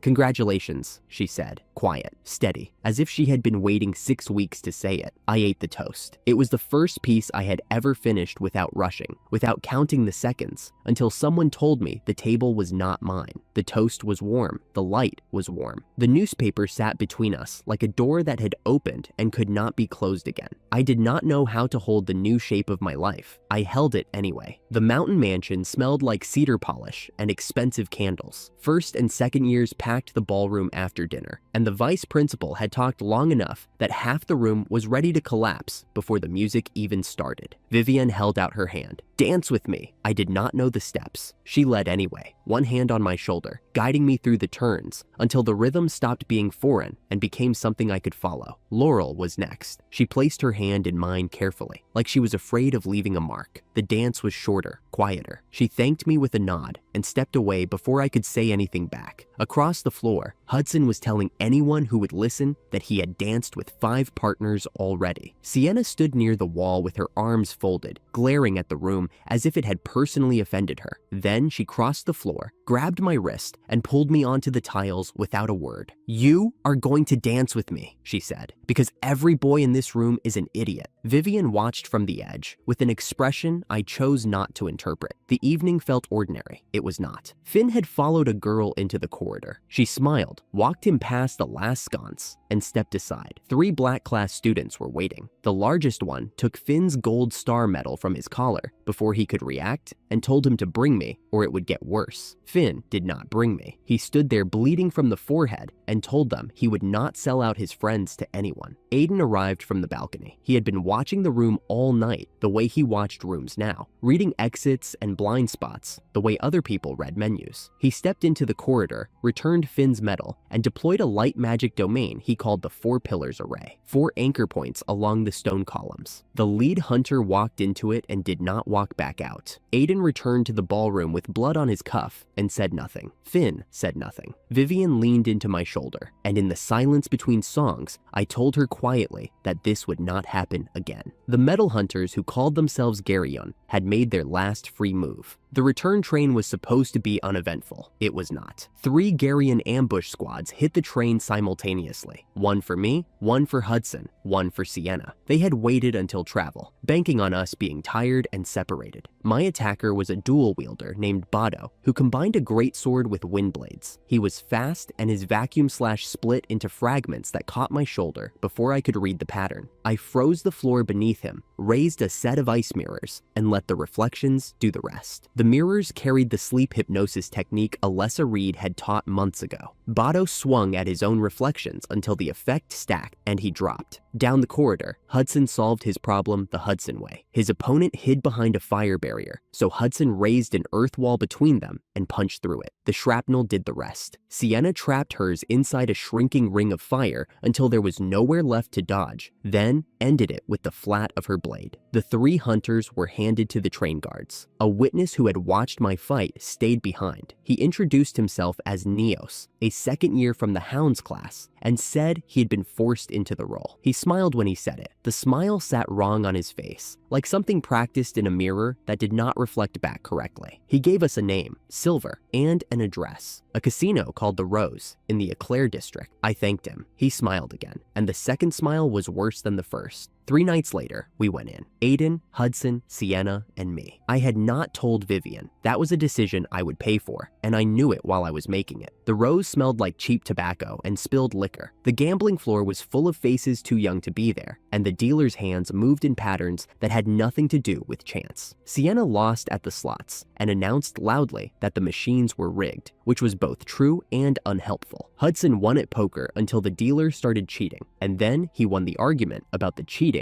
instead. Aiden kept his mouth shut and mapped the room. I found the passage in the restroom, a mirror with a single dirty smudge that did not match the glass. It opened onto a corridor that smelled like something money could not clean. The back rooms held roughly 30 armed members. Aiden told me to go ahead. Sienna threw a fireball to carve the opening, and I went through. Silver was waiting in the last room. He fought with dual swords and wind magic, and he was better than his subordinates by a wide margin. His cross-pattern slash caught my ribs before I found the opening. But the back office was sealed, the air was still, and every condition the Kumai phenomenon required was present. I drew Frostflower, let the ice collide with his wind at the point where the density peaked, and the world went colorless for a single held breath. Silver did not get up after that. His records confirmed what the floor had suggested. Garyon had been laundering stolen metals through the casino and selling them to nobles. The knights arrived on call and took everything, including the young patrons who should never have been inside. I walked out knowing 2 things. The guild was finished and Vivian was going to be furious. On the rooftop across the alley, a figure watched the front door. Purple hair, a polite smile. Neos turned away and vanished before the street lamp could catch his shadow. Breakfast the next morning was silent in the way that silence is when someone has decided not to yell. Vivian poured tea. She did not look at me. She placed the cup exactly where I could reach it and then sat with her hands in her lap, staring at the window. I asked Aiden for advice at school. He called it a lover's quarrel in the flattest voice I had ever heard and told me to fix it fast. Vivian asked Laurel for advice. Laurel told her to go first. We met in the hallway that afternoon and said the same words at the same time. Both of us asked if the other wanted to go out the next day. The hallway was empty, which was merciful because neither of us could look at the other without something between a laugh and an apology trying to escape. We went to the village where we had cleared goblins before. 20 minutes of field work, nothing worth narrating. The meadow behind the village was the real destination. Vivian sat in the grass with her knees drawn up and her silver hair loose, and for a while, neither of us said anything. An old woman from a nearby farmhouse wandered out, saw us sitting together, smiled the kind of smile that has outlived 3 generations of arguments, and went back inside. I told her I was sorry, not the short version, the real one.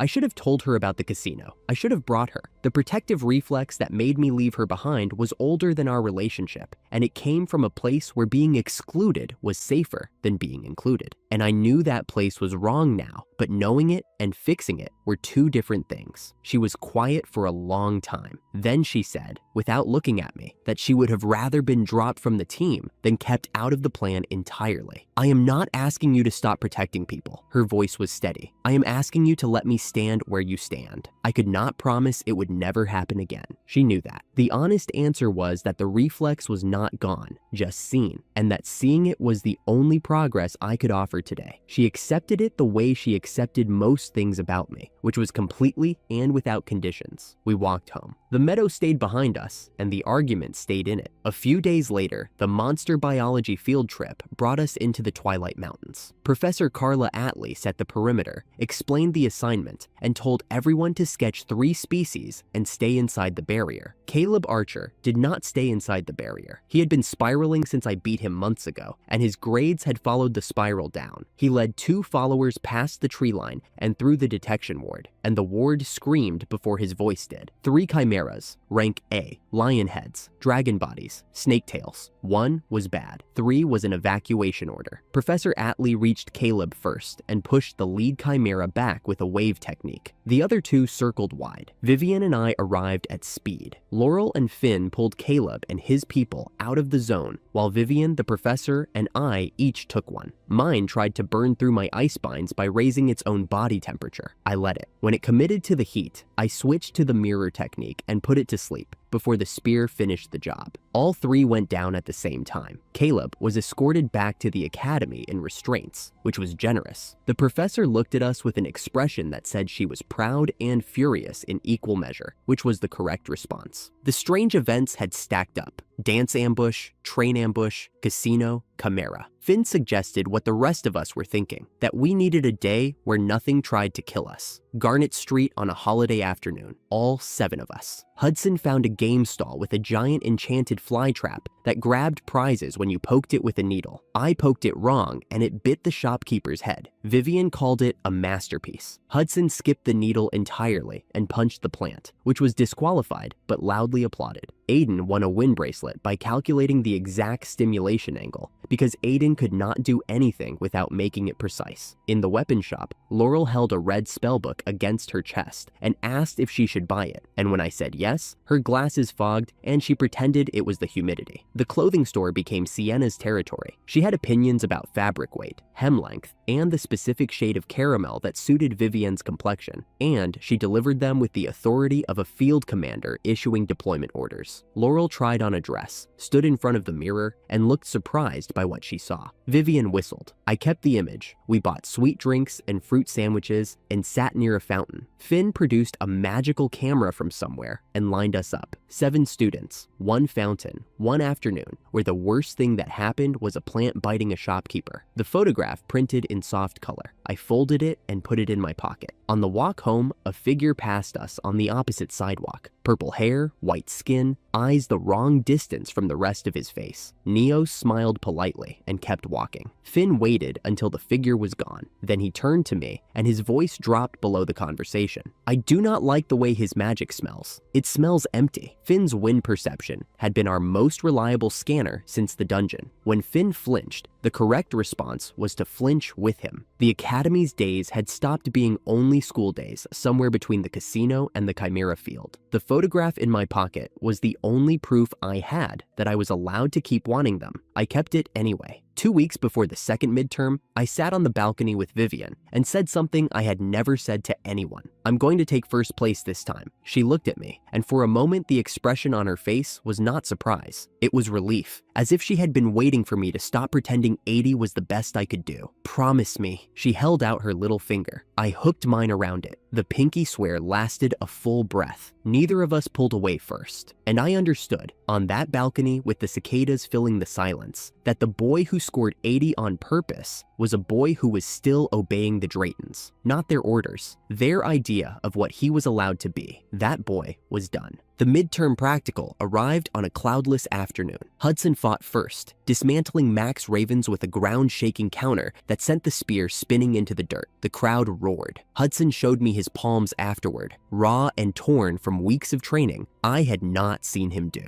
Then my name was called, and Aiden dropped from the upper seats into the arena like he had been waiting all semester. Third time, he said. First one that counts. We drew at the same moment. His light barrier sealed us inside a dome of blazing gold, and the spectators lost sight of everything. Inside that dome, we fought honestly for the first time. Sword met sword. 3 ice spears canceled 3 light bullets in a burst of white mist. He swung his thunderblade, a lightning-wrapped arc that carved through my ice block and singed the air where my cheek had been. I let him swing it again. The second time, I caught the clash point where our magic collided and poured everything into the gap. Darkness. My technique, the one I had not shown anyone. Ice so dense it swallowed light itself. The dome shattered. Aiden hit the ground on his back, chest heaving, and the crowd saw the arena for the first time in minutes. The examiner called the match. I walked over and held out my hand. He took it. His grip was firm and honest. "Thank you, Aiden." He almost smiled. "Same to you." Outside the fence, a journalist had recorded the entire fight through a high-performance camera that could see through magic barriers. By morning, the Kingdom newspaper would have it on the front page. The front page changed everything. Noble factions protested. The corridor filled with stares. Osvaldo, who had been waiting for a pretext since the day I arrived, arranged his final move, a formal duel with Caleb Archer in the courtyard, witnessed by half the school. The rules were simple, weapons only, no magic except reinforcement. Osvaldo handed Caleb a new blade. He handed me a rusted sword with chips along the edge. Caleb swung with the confidence of someone who had been promised a fixed outcome. I stepped inside the arc, pivoted on my back foot, and kicked his wrist with a spinning heel strike I had borrowed from Hudson's wrestling style. The blade left his fingers and rang off the cobblestones. Silence. The kick was not a weapon. It was not magic. It was perfectly legal under the duel rules, and every witness knew it. Osvaldo's face went the color of a bruise. He opened his mouth, found nothing that would save him, and walked away. His career as an examiner ended on that gravel, and he did not even have the dignity of a dramatic exit. Walking back through the corridor, I passed an alcove near the stairwell and caught the shape of 2 figures. One was Max Ravens, leaning against the wall with a crumpled newspaper in his fist. The other was a purple-haired senior whose back was to me. I heard only the tail end of a sentence, delivered in a voice that was too polite for the words it carried. Max's expression shifted from anger to something hungrier. I did not stop. I filed it and kept walking, but the senior's posture stayed in my memory, the way Finn's warning about empty magic had stayed after Garnet Street, and the unease sat at the base of my skull like a low hum that would not resolve. Summer break began, and we reported to the Night Order headquarters. Alessa Reed had recommended all 4 of us for a field rotation, and I had convinced Laurel to sign the form by telling her, honestly, that I needed her there. She had looked at me with an expression I could not read and said yes. Our captain was waiting in the training yard. Brad was tall, disheveled, smelled faintly of alcohol, and wore his coat like it had been slept in. He ordered a spar before introductions were finished. Vivian opened with a water spout. Brad copied it, word for word, and the 2 jets canceled in midair. Laurel cast a dark cloud. Brad copied that too. Finn sent a wind blade. Brad matched it. I fired 3 ice lances. He melted one with fire, a 5th attribute none of us had expected. He stopped the spar, handed us mission scrolls, and walked away, humming. Vivian looked at me. He is either brilliant or insane. Both, I said, and I was not wrong. Our first real mission took us to a village near a mountain lake. A biologist had reported sightings of a creature called a Cleone, and we were sent to investigate. The village materialized through fog like something that did not want to be found. Nobody would speak to us. The inn was silent. Vivian noticed that the village had no church, which was the first thing that felt genuinely wrong. Armed villagers surrounded us after nightfall. We escaped through a wall Vivian punched open with water magic, regrouped in the forest, and followed the trail to the lakeside. An altar waited by the water, stone pillars, a slab that opened like a mouth. The village chief and his leaders walked into the shallows, chanting. The Cleone rose from the lake, enormous and pale, floating above the surface with an alien grace that made me understand why they had called it an angel. An epidemic had ended the year it appeared. Coincidence became devotion. Devotion became sacrifice. The Cleone descended on the village leaders. They did not survive its embrace. We moved. Brad copied Vivian's water spell to pin the creature's reach. Laurel's dark magic disrupted its senses. Finn's wind held it in place. I froze the limbs that thrashed through the mist. Brad finished it with a single wind-wrapped sword stroke that split the thing in half, and the fog swallowed the sound. I froze the body for the kingdom to examine. On the ride home, I asked Brad why the villagers had worshipped it. He lit a cigarette that had no magic in it and said the epidemic ended by coincidence. The creature ate their leaders because that was what it did. The villagers teachers were not evil. They were grateful for the wrong reason. I did not have a response to that. Some things do not have one. That evening at the Celsius Manor, we met Carla Atlee and her brother Lane, a night captain. Vivian asked Lane directly whether Brad was trustworthy or just strange. Lane laughed. He looks like he slept in a ditch, but he is one of the strongest and most principled knights I have ever served beside. You will understand when it matters. Vivian did not look convinced. I filed the information next to everything else I had learned about a captain who could copy 5 kinds of magic and smoked a cigarette after killing a monster the size of a house. The next mission was a routine warehouse inspection at the old port ruins. The door was unlocked. Fresh footprints led into the dark. I went down to scout alone and fell through a trap floor into a sealed chamber. In the corner, hiding behind barrels, was a young man with blonde hair and deep blue eyes who introduced himself as Eli. He said he had been lured from a casino and was hiding from the thieves who had taken him. We found a map, fought our way past 10 guards, and reached the stairs where the guild leader Gemma was waiting behind a spinning water shield that swallowed every strike. Somewhere above us, Brad was doing something the team would argue about for the rest of the summer. He used a forbidden memory searching spell on a captured guard. The spell had a reputation for leaving the target's mind in pieces, and Brad used it the way a locksmith uses a pick, quick and precise and without apology. He learned what the rest of us did not yet know. The Death Eater's Wing Guild had kidnapped the kingdom's first prince, and he was somewhere in this compound. The mission jumped from D rank to S rank in a single breath. I froze the water shield from the inside. Gemma's expression shifted from confidence to something closer to fear, and in the gap, Vivian arrived from a side passage and knocked him out with a single measured strike. Eli straightened his coat, dropped the act, and smiled like a boy who had been waiting for the right moment to stop pretending. "My name is Edmund Orex," he said, first heir. I had been calling him Eli for an hour. I did not change my posture. The prince laughed, and the laugh was genuine, and I understood that the laugh was the entire reason he had not told me sooner. He wanted one conversation where someone treated him as a person, not a title. Under interrogation, Gemma named the organization behind the kidnap, a secret society whose members wore black coats embroidered with a stylized tree. The Death Eater's Wing had been their payment trail. The society had demanded tribute, and the guild had delivered a prince. Headmaster Sepharis, hearing the report at night headquarters, exchanged a long look with Captain Rain that said more than either of them spoke aloud. Brad walked out of the compound, lit another cigarette, and observed that the kingdom's underbelly had begun to point upward. Prince Edmund invited us to a private beach by way of apology. He insisted we call him Eli, then unveiled his personal swimsuit designs with the pride of a man who had spent his entire confined childhood designing them and never once shown them to a friend. The female designs were ambitious. Vivian appeared in a racing-cut suit that was mostly straps. Laurel emerged in something that involved a cow print pattern. Sienna walked out in a sling that left almost nothing to interpretation and immediately walked back in. They changed into normal swimwear within 5 minutes. Edmund did not understand why. Hudson won the swimming race. Edmund placed second. Finn lay on the sand grinning at the sky. The prince produced a watermelon with eyes and leaves that moved like teeth, a rare cultivar called suica that none of us could split until Hudson grabbed the vine and swung the whole thing overhead like a hammer. We sailed to a heart-shaped island called Musubi Island, following a legend about a pirate treasure that bound couples together. Finn tripped a boulder trap. Vivian diverted it with a water column. Aiden found a treasure chest containing a map that led to the center of the island. We descended into a cavern through an ice ladder I built, and at the bottom found an old chest sitting on a small underground beach. Edmund opened it with the ceremony of a coronation. Inside was a single parchment, a letter from Headmaster Sepharis, explaining that the real treasure was the friends who had helped us reach it. Edmund's shout echoed through the cavern for a long time. The rest of us laughed until our ribs hurt, and somewhere above the island, Sepharis was almost certainly sipping tea and enjoying the fact that this prank had worked on another generation. The sun went down over the water. Vivian and I sat at the edge of the surf, and she asked me, in a voice that was trying very hard to sound casual, how she had looked today. "Beautiful," I said. "It suited you." She smiled the way she smiled when she did not trust herself to speak, and for a moment the whole summer existed in the space between our shoulders. Then Laurel came to call us back. She was further down the beach, half turned away, and her voice was steady, but her eyes were red. Finn saw it too.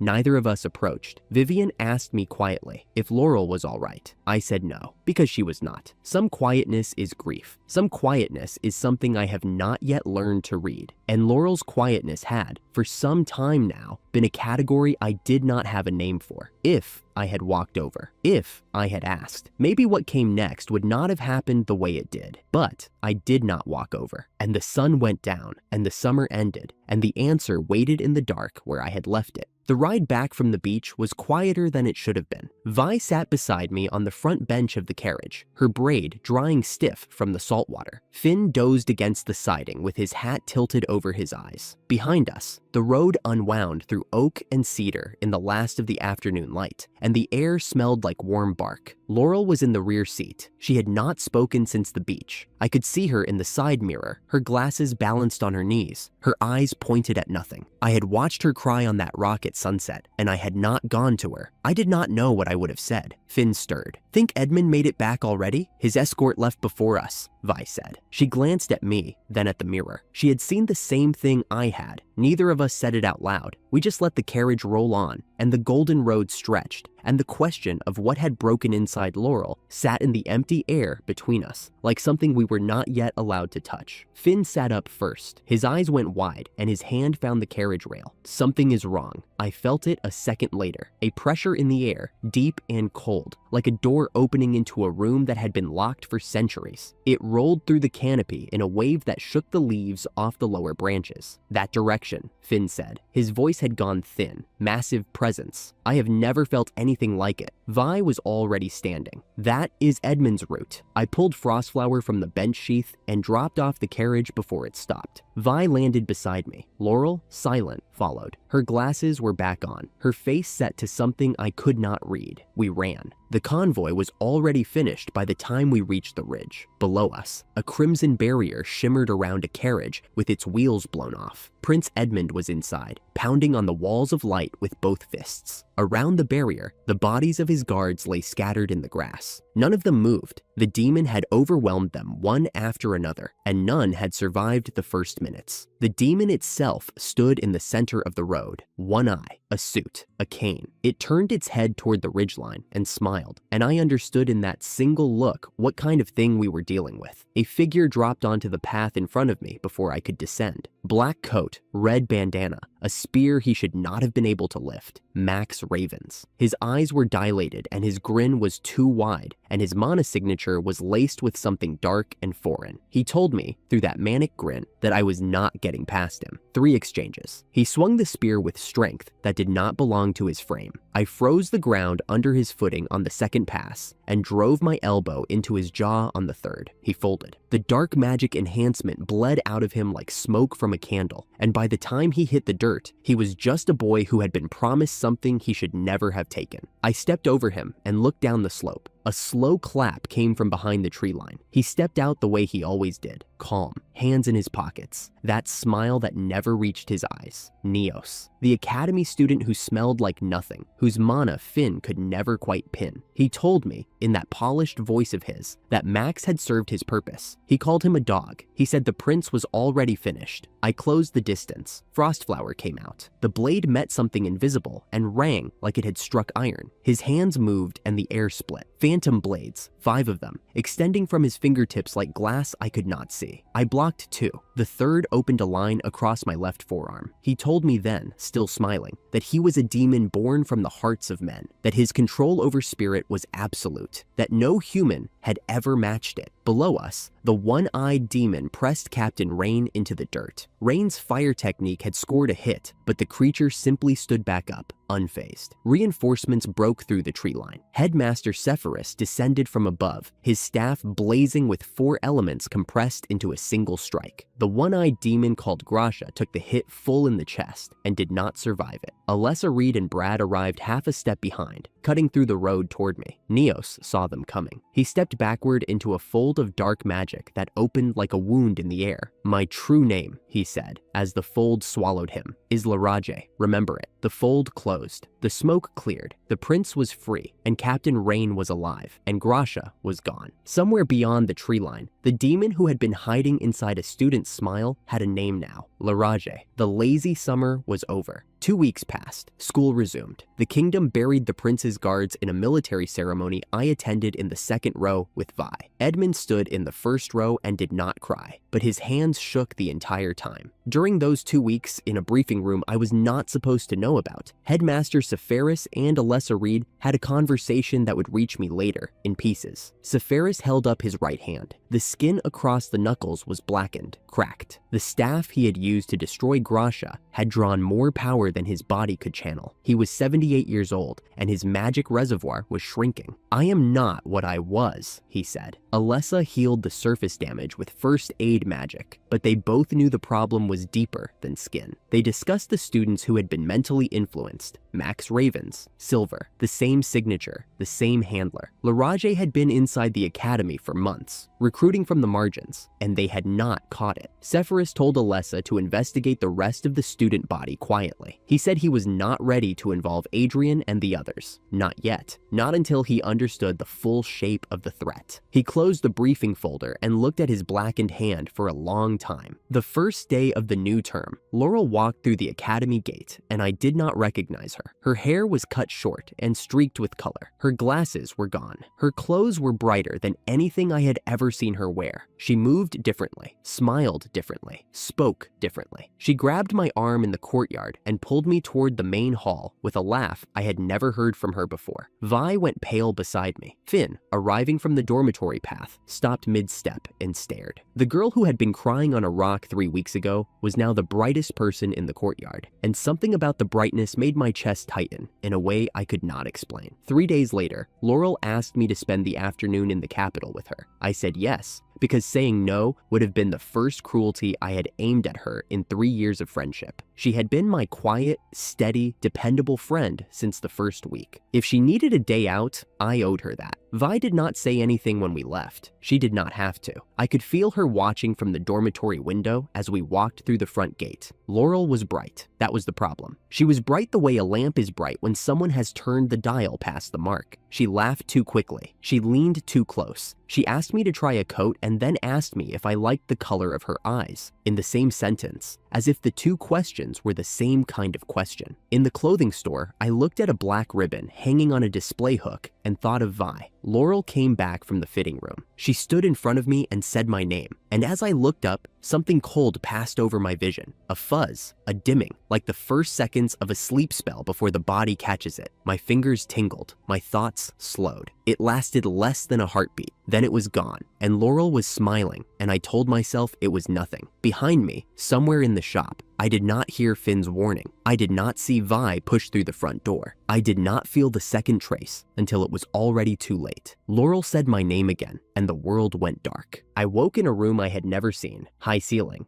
gauze curtains, a window that looked out over the Eclair district, the capital's night quarter, where the lamp poles burned amber and the streets smelled like perfume and old money. My head felt like it had been packed with wet cotton. Laurel was sitting on the edge of the bed. Her eyes were darker than I remembered. Her smile was wider. The aura around her pulsed with something I recognized now, something I should have caught in the clothing store. Dark magic, low grade, threaded through her like ink through water. She spoke to me softly. She told me to relax. She said we could stay. I asked her why I could not remember the walk here. She did not answer. Laurel, I sat up. What happened to you? Her smile flickered. Then the dark aura thickened, and I felt it land on me like a hand pressing down on my chest. A pull. Deep, warm, heavy. It wanted me to lie back. It wanted my eyes to close. It wanted consent I would not freely give. I bit my tongue. The pain was immediate and sharp, and it cut through the enchantment the way Alessa Reed had taught me to break sleep spells in third month. Focus breaking. Not elegant, just enough. The pull weakened. Laurel's face changed. "Why?" she whispered. The dark aura around her folded inward. Her hair darkened at the tips. Her irises went black. Wings of shadow unfurled from her shoulders, and her entire frame shifted into something threatening. Something not Laurel. Something ancient and furious, and deeply, deeply sad. She came at me with claws of dark essence. Frostflower was at my hip. One draw, and I could end the corruption in a single strike. I knew it. She knew it. The demon watching from the rooftop across the street knew it. I did not draw. I stepped inside her swing. I opened my arms. I held her. "I should have noticed," I said. "On the beach, on the rock. I saw you crying and I walked away. I am sorry I did not notice." She went rigid. The shadow wings trembled. Her claws stopped an inch from my back, and then they were not claws anymore. They were just hands, and the hands were shaking, and the dark aura cracked down the center like ice on a warming river. Laurel cried. Not the quiet crying from the beach. This was the kind that comes from somewhere below the lungs, the kind that sounds like it has been locked in a room for months. She pressed her face into my shoulder, and I held her the way a brother holds a sister he has failed, and the corruption bled out of her like fever breaking. She whispered something I barely caught. She said she understood. She said she was sorry. She asked me to let her stay just a moment longer. Then she fell asleep, her breathing evening out against my shoulder, and the room was quiet, and the dark aura was gone. I laid her down. I pulled the blanket over her. I walked to the window. On the rooftop across the street, a figure sat with his legs dangling over the edge, watching me with a grin that belonged to no human face. Larage. I went to the door. Vivian and Finn found Laurel before I reached the stairs. I heard Vi's voice through the door as I passed it, low and steady, the way she spoke when she was trying very hard not to break something. Laurel was awake. She was crying again, but this time it sounded different. This time, there were people in the room. Laurel told Vi, in a single sentence, the thing she had been carrying since the beach. Vi said nothing for a long time. Then she said, "I know." I kept walking. That conversation was theirs. It had always been theirs. The rooftop was flat and wide, and the night sky above it was clear enough to count the stars. Larage stood at the far edge. He was not wearing the academy face anymore. His skin was pale as paper, his eyes were blue fire, and his frame was taller than it had any right to be. 10 blades of invisible magic extended from his fingers like a crown of glass I could not see. He told me, through the narration, I will not give him the dignity of quoting, that Laurel's blood had always carried the dormant corruption, that he had merely woken it, that Max Ravens and Silver had been the same kind of experiment. He said he collected people the way a child collects insects, and that I was the only one whose wings had refused to come off. A dome of dark magic sealed the rooftop. The barrier was black and total. No one outside could sense what happened within it. I drew Frostflower. The first exchange lasted 4 seconds. His 5 blades met my single edge, and the air between us screamed. I froze the rooftop surface under his footing. He shifted, and 3 blades came from the left. 2 I blocked. The third caught my right shoulder, and the pain was a white line drawn from collarbone to spine. He doubled the blades. 10 now, 5 per hand. He told me no one had ever survived the full set. I believed him. I made the calculation in the space between 2 heartbeats. Frostflower had 1 technique left, the technique I had never used, the technique Frostflower had shown me in a dream during the dungeon phase, the one that emptied every reserve the sword held and discharged it in a single burst. Kaimetsu.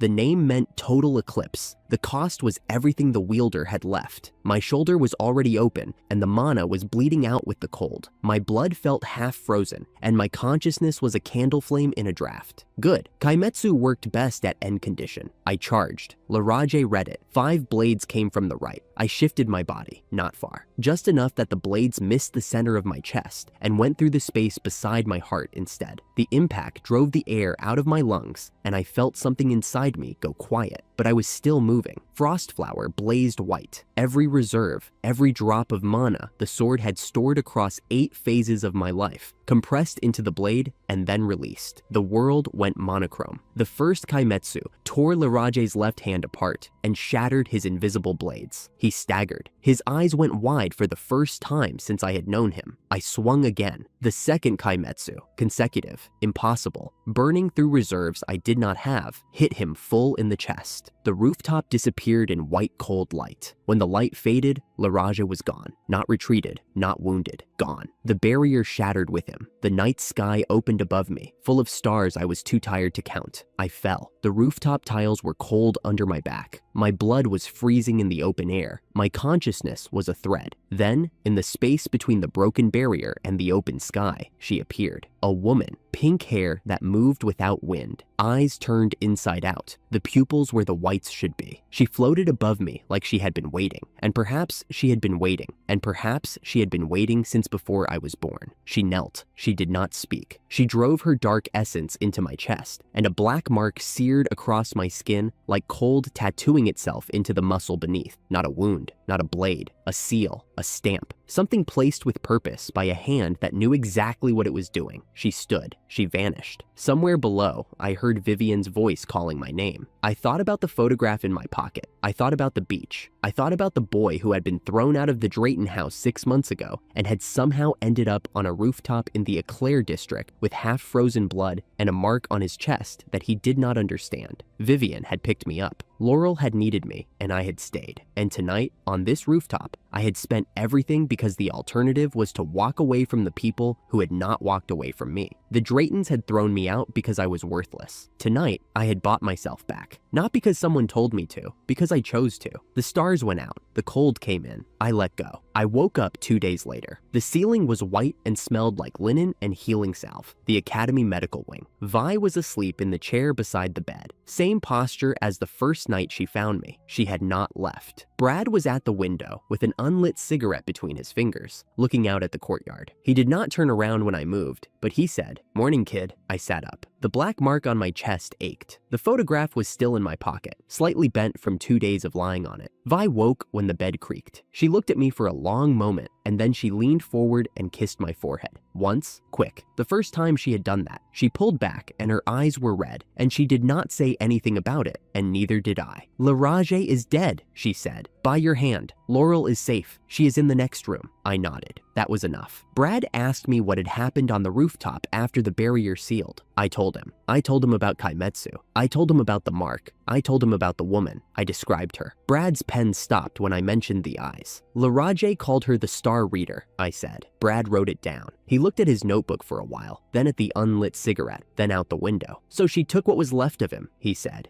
"Dead or alive?" I did not have an answer for that. Finn brought water. Hudson arrived in a panic and was immediately shushed by everyone in the room. Laurel was in the next bed over, awake, her glasses back on, her braids back in place. She looked like herself again. She looked at me and then at her hands and then at me again, and I could see the apology forming behind her eyes. "Later," I said. "We are fine." She nodded once and turned to the window. Sepphoris appeared in the doorway. He looked at me, looked at the mark on my chest, and said nothing for several seconds. Then he produced a small notebook from his coat, wrote a single line, and closed it. "Rest," he said. "We will talk before the festival." He left. Brad followed, pausing at the door to point the unlit cigarette at me like an accusation. "Stop almost dying," he said. Then he was gone. The room settled. Vi pulled the chair closer. Finn sat on the floor by the window. Hudson leaned against the far wall with his arms folded, trying to look casual and failing completely. Laurel turned from the window and closed her eyes. I held the photograph. The faces were all there, every one of them, from a day that felt like it belonged to a different century. The black mark on my chest pulsed once, faintly, like a second heartbeat I had not asked for. I did not know what it was. I did not know who the Star Reader was. I did not know what she had placed inside me or what it would cost. But I knew the people in this room. I knew the faces in the photograph. And tonight, I had spent everything I had by choice, and the people around me had carried me back. And I was, for the first time, quietly and without announcement, someone I was willing to keep alive. The morning light came through the tall windows and touched the edge of the photograph, and I held it and I rested, and the mark on my chest beat on. 2 weeks after the medical wing, I went back to school. The mark on my chest had not changed. Snowflake-shaped, dark as a burn, pressed flat against the skin below my collarbone. It did not hurt. It did not glow. It sat there the way a scar sits, quietly, without apology. I kept it under my uniform and did not mention it. Laurel was waiting at the front gate with her glasses back on and her braids retied. She looked at me, opened her mouth, closed it again, and then said, "Good morning," as if the last month had been ordinary. I said it back. That was all either of us needed. At assembly, Sepphoris stood behind the lectern and spoke one sentence that turned the room silent. The Holy Selection Contest, dormant for 60 years, was being revived by order of the king. 3 gold star medals required to qualify.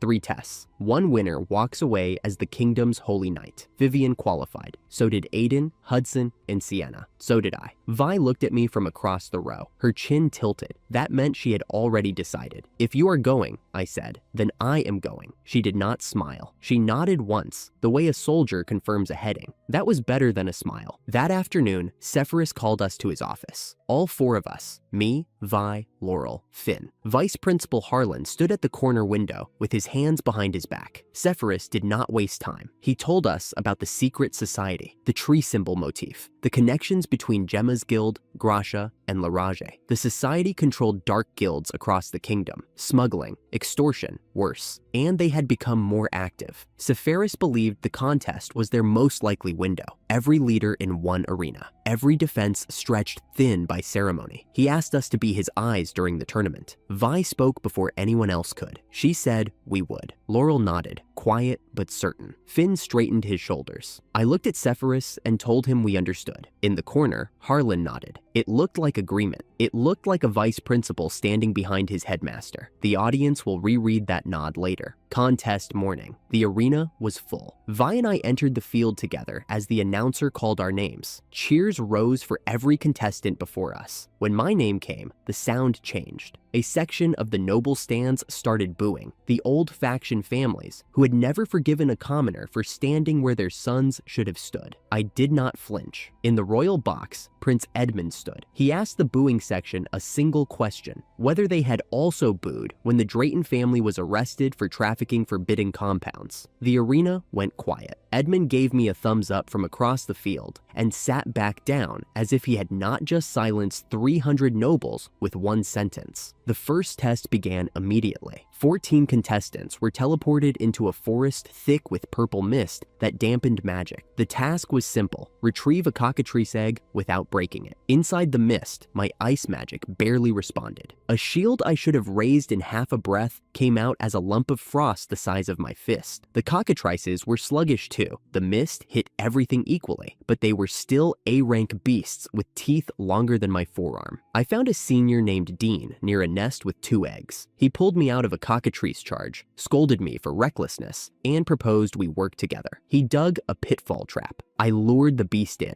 and froze one of its legs with the little ice I could manage. We grabbed both eggs and ran. Dean stayed behind to cover our exit when a stronger presence appeared in the mist. Falcon Dread, a second-year summoner whose contracted beasts moved without incantation. Dean did not make it out on his own feet. The second test scattered us through an underground labyrinth. Each egg held a key, gold or silver. You needed both colors to advance. I had gold. Falcon Dread found me in a corridor and demanded I hand it over. I told him no. He summoned a salamander and a quetzalcoatl, fire and wind together. The corridor turned into a furnace. I survived by coating myself in Frostflower's ice and holding. Then, Vi appeared behind the flame wall. She had already found her matching key, but had sensed the dangerous magic and come running. Her water met his fire. Steam filled the corridor. In the confusion, I cast an ice mirror illusion that reflected Falcon's own face back at his summons. They hesitated. One punch was all it took. I picked up his silver key and told him the debt for Dean was settled. 8 contestants advanced, all 5 first years among them. The third test was a one-on-one bracket. My first match, Sienna Elmore. She came at me with fire from the first breath. Explosion spells, sword strikes, a barrage designed to drain my mana faster than I could replenish it. She had studied me. She knew that every time I used Frostflower for a high-level counter, it cost me enormously. Her strategy was simple. simple. Force me to spend until I had nothing left. For several exchanges, it worked. My breathing shortened. My arms grew heavy. In the stands, Vi watched with a rare, worried expression, but Sienna's plan assumed I would keep matching her escalation. I stopped. I paced myself. I let 2 of her fireballs hit my ice barriers and shatter them rather than overcharging the counter. The waste was less than the alternative. She saw the shift and threw everything she had, her strongest spell, a pillar of flame that filled half the arena. I did not meet it with an equal wall. I ran straight into it, concentrated every drop of mana into Frostflower's point, and pierced through.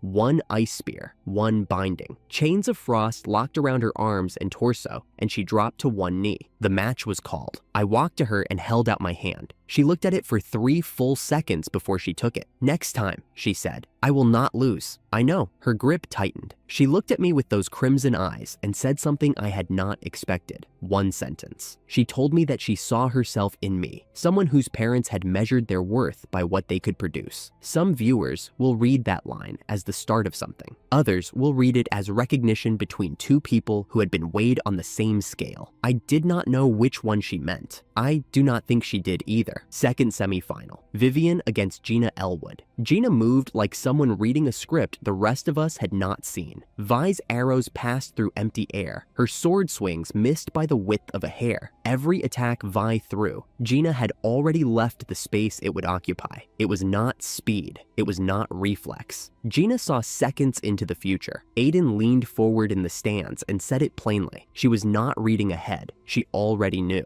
Gina's earth magic gathered under Vi's feet. The press hit before Vi could shift her weight. Her arms gave way under the force. She cried out, but did not yield. She stood with both arms hanging wrong, summoned a fog across the arena with her last spell, and charged through the mist with her bow clenched in her teeth. She slipped on the water her own fog had left on the stone. When the medics reached her, she was on her back, staring at the sky. Gina stood above her, untouched, except for a single scratch on her cheek where Vi's final strike had landed. The first mark anyone had ever left on Gina Elwood in a tournament match. Vi turned her head toward me as they carried her out. Her voice was steady. "She told me to win." I nodded. That was a promise. Third semifinal, Aiden Highland against Hudson Leo. Before the match, Hudson had put his hand on my shoulder and told me to focus on my own fight. Aiden had nodded from across the waiting room and said nothing, which was his way of saying the same thing. In the arena, Hudson hit first. His earth shatter punch cracked the stone floor in a line that ran 20 paces. Aiden dodged, light magic, thunder sword strikes, a 4th rank barrage of prismatic spears. Aiden threw everything and Hudson took it, hardened his body with stone armor, and kept coming. Then, Hudson revealed a wind speed boost no one had seen before. He closed the gap so fast that Aiden staggered. Aiden touched the locket under his collar, the one with Amelia's picture. Then, he moved at light speed. The Kaiman technique, a discharge of mana into a gap in reality that produced a monochrome flash visible from the stands. 1 strike. Hudson went down. He stayed down for 3 seconds. Then he grinned, accepted Aiden's hand, and told him next time would be different. Between matches, Finn found me. His face was pale. He had sensed 2 presences at the back of the arena, enormous mana, concealed under illusion magic, sitting at opposite corners like sentries. 2 figures in black coats with a tree symbol on the collar. They had walked past the guards without a challenge. Finn went straight to Sepphoris. I watched from the stands as Finn spoke, and Sepphoris's hand tightened on the arm of his chair. Harlan, beside the headmaster, asked Finn for details. Finn answered honestly. The audience below us cheered for the upcoming semifinal. They did not know what was sitting among them. 2 members of the secret society, Astaroth and Dantalion, had taken their positions. Their operation was hours from starting. I turned back to the arena floor. The announcer called my name. I walked onto the field to face Gina Elwood. She asked if I was fighting for revenge. I told her this was a serious match, and it would be disrespectful to Vi to fight with anything less. I attacked with everything I knew.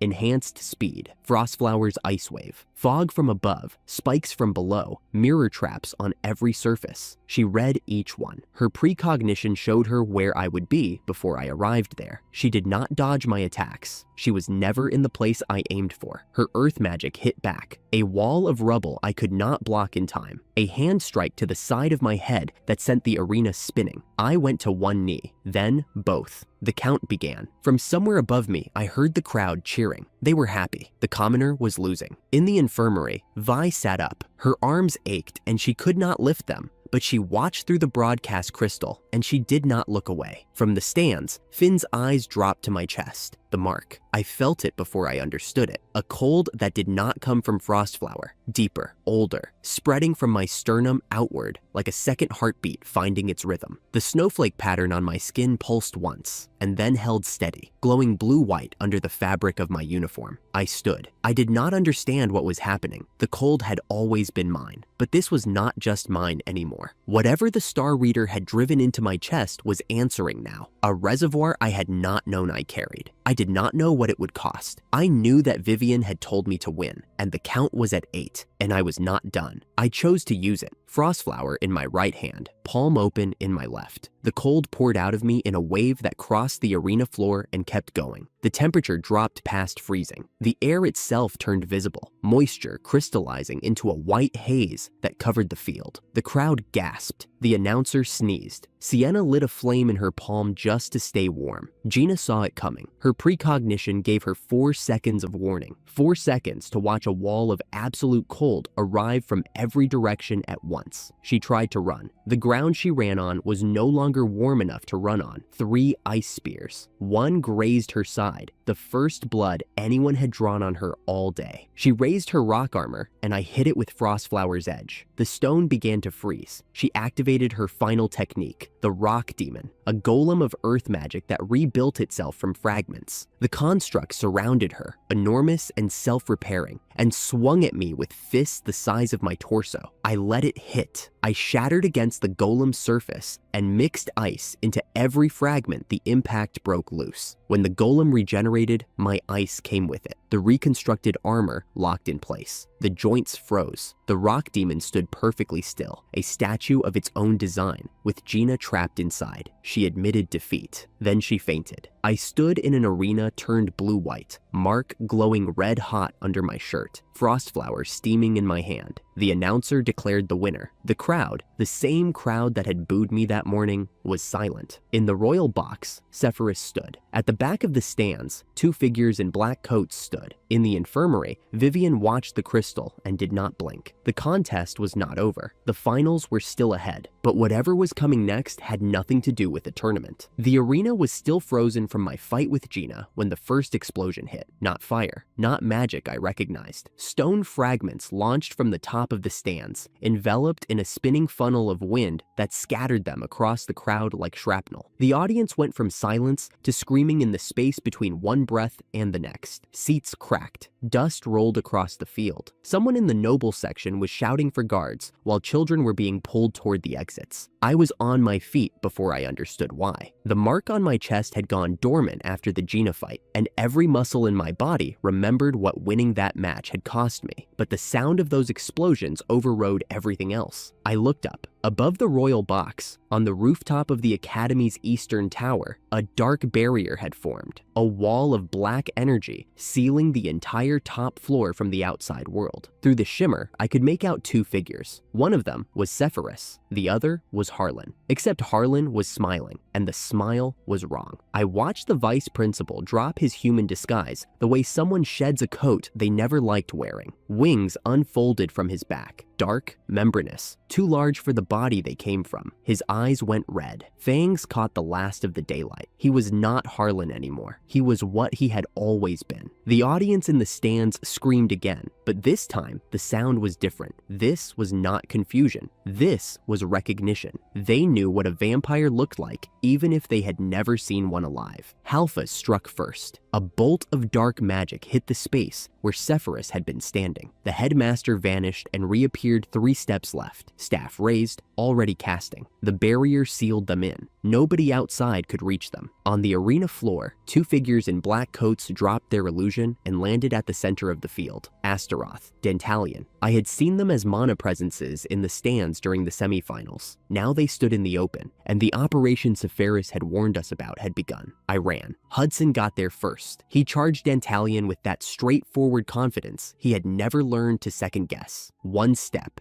2. A full-body earth slam aimed at Dantalion's center mass. Dantalion raised his right arm. A pulse of concussive force detonated on contact, and Hudson left the ground. He hit the arena wall and did not get back up. His eyes were closed. He was breathing. That was all I could confirm before Aiden moved. Aiden's light spear came down like a column of white fire. Fast, precise. The kind of magic he had spent a semester sharpening into something lethal. Astaroth sidestepped it without looking. A gust of wind so compressed it whistled, and Aiden was folding backward into the rubble. Sienna was already casting. Her fireball crossed the gap in under a second. Astaroth's palm met it, redirected the heat into the dirt, and struck her once. She dropped. 3 of my friends unconscious in under 2 minutes. The gap between first-year students and secret society executives was not a gap. It was a canyon. I was alone with both of them. Then, Alessa Reed came through the shattered lobby entrance at a dead sprint. Her teacher's robe torn at the shoulder, water magic already condensing around her hands. She threw herself at Astaroth without slowing down. I took Dantalion. His gravity pulse hit me mid-stride. Every limb I lifted felt like it weighed 3 times what it should. My arms dragged. My knees buckled. I pulled a sliver of the Mark's reservoir, just enough to lighten the pressure, and pushed him back 2 steps with an ice lance that cracked the stone under his feet. From the western corridor, Brad appeared. Behind him, a line of knights in formation, the reinforcements Sepphoris had arranged. Brad did not speak. He pointed his sword at the nearest cluster of white monsters flooding through the arena gates, and his knights moved like a current. The lower arena stabilized. For the first time since the explosions, I had a clear path to the rooftop. I ran for it. Finn came from the stands. He had been with Laurel near the teacher section when the explosions hit. Now, he was sprinting across the field toward the 2 figures in black coats, and I knew from the way he moved, not with fear, not with strategy, but with recognition, that something was wrong. He stopped 15 paces from Astaroth, his mouth opened. The name that came out was not the name the secret society used. He called him by his childhood name, the name of a brother who had disappeared years ago and never come home. Astaroth turned. He looked at Finn, the way you look at a photograph you threw away. Then, he raised his hand and cast a tornado spell directly at the boy who had just called him family. I was at the arena edge. I had the stairwell 3 steps behind me. Every second I stayed on this field was a second Sepphoris fought alone on that rooftop. But Finn was standing in the path of a spell that would have scattered him across the arena like leaves. I lunged back. Frostflower came up. The ice wall I raised between the tornado and Finn held for exactly long enough. The wind shattered the wall, and the cold bit into my right side hard enough to buckle my stance. I stayed standing. Finn stared at me. His face was wet. I could not tell if it was rain or something else. "You do not have to choose a family by blood," I said. 1 sentence. That was all either of us had time for. He closed his mouth. He straightened. He stood beside me, and from that point forward, he did not look at Astaroth as a brother again. He looked at him the way you look at the thing standing between you and the people you chose. Meanwhile, above us, the rooftop fight had changed. Through the fracturing barrier, I could see Sepphoris wielding something I had never seen him carry before. A massive golden blade that cut the dark mist around Halphus like it was tissue. Kongu, the holy sword. Its glow was visible even through the barrier, and the knights watching from below went silent. They knew what it meant when a man that old drew a weapon that legendary. It meant he was done holding back. Alessa engaged Astaroth behind us. The arena settled into parallel wars, the rooftop and the field, holy light and dark flame, teacher and operative. The sky tore open, not a metaphor, not a shimmer or a trick of light. A vertical crack split the air above the arena, black at the edges and burning at the center, and through it dropped a figure carrying a sword that was on fire. Not fire, something darker. Black flame that ate the light around it and gave nothing back. Valifor landed in the center of the field. He was taller than Astaroth, wearing a coat with wing designs stitched into the back, black hair, red eyes. Not bright red, not the red of anger, lifeless red. The red of something that had stopped pretending to care. Alessa moved first. Her water barrier rose between Valifor and the rest of us. He walked through it. The water did not extinguish the flame. The flame consumed the water. He kicked Alessa aside without breaking stride. He stopped 3 steps from me, and he said one word. "Brother." The mark on my chest erupted. Not pain. Worse, a pulling. A dark pattern spread from the mark across my chest, up my neck, into the left side of my face. I felt it behind my left eye. The iris shifted, red. Half my vision changed. The arena looked different through the red eye, sharper, colder. The mana signatures of everyone on the field were visible. Finn's wind, Alessa's water, Astaroth and Dantalion pulling back, the knights at the perimeter. Everything mapped out like a battlefield viewed from above. And somewhere underneath that clarity, a voice that was not a voice was telling me to take the hand being offered. That whatever family the demons had was better than the family that had thrown me into the rain. My hand found the photograph in my pocket. My other hand found Frostflower. Then I saw her, Vivian, standing in the doorway of the arena's east entrance, both arms in splints, silver hair catching what little light the torn sky allowed. She had walked from the infirmary on arms that should not have been bearing weight to reach me. I turned toward her, not toward Valifor. The pattern stopped spreading. The red eye held, but did not go further. Valifor wanted a brother who arrived through a crack in the sky. I had something better. The words I said to him did not matter enough to quote. What mattered was the meaning, that I did not need whatever he was offering, that the family I had chosen was standing behind me, that whoever he thought I was, he was not the one who got to decide. His black flame brightened. The fight began. Black flame against ice. Every exchange cracked the arena floor deeper. Valifor's sword, the demon blade, threw arcs of fire that burned holes in the stone where I had been standing a half second before. My ice met his flame and turned to steam. The steam turned to frost. The frost shattered under the next swing. I pushed him back 5 steps with a rising slash that used everything I had left in the reservoir, and he barely shifted his weight. Then my knee hit the ground. Not a choice. My body simply stopped cooperating. The mark's reservoir was empty. Every ounce of mana I had borrowed was spent. I knelt on the cracked arena stone with Frostflower in my right hand, and nothing left in the tank. Valifor raised his sword. Black flame gathered at the tip, a single strike wide enough to swallow the space I was kneeling in. The air turned hot. The stone beneath my knees began to glow. From behind me, I heard footsteps, not running, walking. The slow, deliberate walk of someone whose body was fighting her with every step. Vivian knelt beside me. She did not speak. She put her hand over mine on the hilt of Frostflower. Her fingers were cold from the splints and warm underneath. They fit against mine the way a key fits a lock it was cut for. I had held this sword alone since that first night. It had never reacted like this. Water from Vivian's mana entered the blade. Ice from my mutation met it. The two cycled through each other in a rotating helix that ran from the hilt to the tip and back again, faster and faster, until the glow was not blue and not white, but something between, the color of a winter sky just before the first star appears. I understood in that moment what the sword had been trying to tell me. Frostflower had not chosen me. Frostflower had chosen us. It had been waiting, patient and cold and certain, for the night when 2 hands held the hilt instead of 1. Her water met my cold. The sword had known before either of us did. Valifor's strike came. We parried it together, one motion. Her hand guiding mine, my ice channeling her water. The blade singing a note so high and so pure that the arena went silent around it. The counter was a single stroke. The cold that left the blade was total. Not a blast, not a wave, but a presence. The air around the arena froze. Valifor's black flame cut out like a candle meeting a blizzard. His legs locked. The ice climbed his body from the ground up, and he looked at me through it with those lifeless red eyes. And for the first time since he had descended through that crack, he said nothing at all. The dimensional rift above the arena tore wider. The freeze pushed him backward through it. 1 step, 2,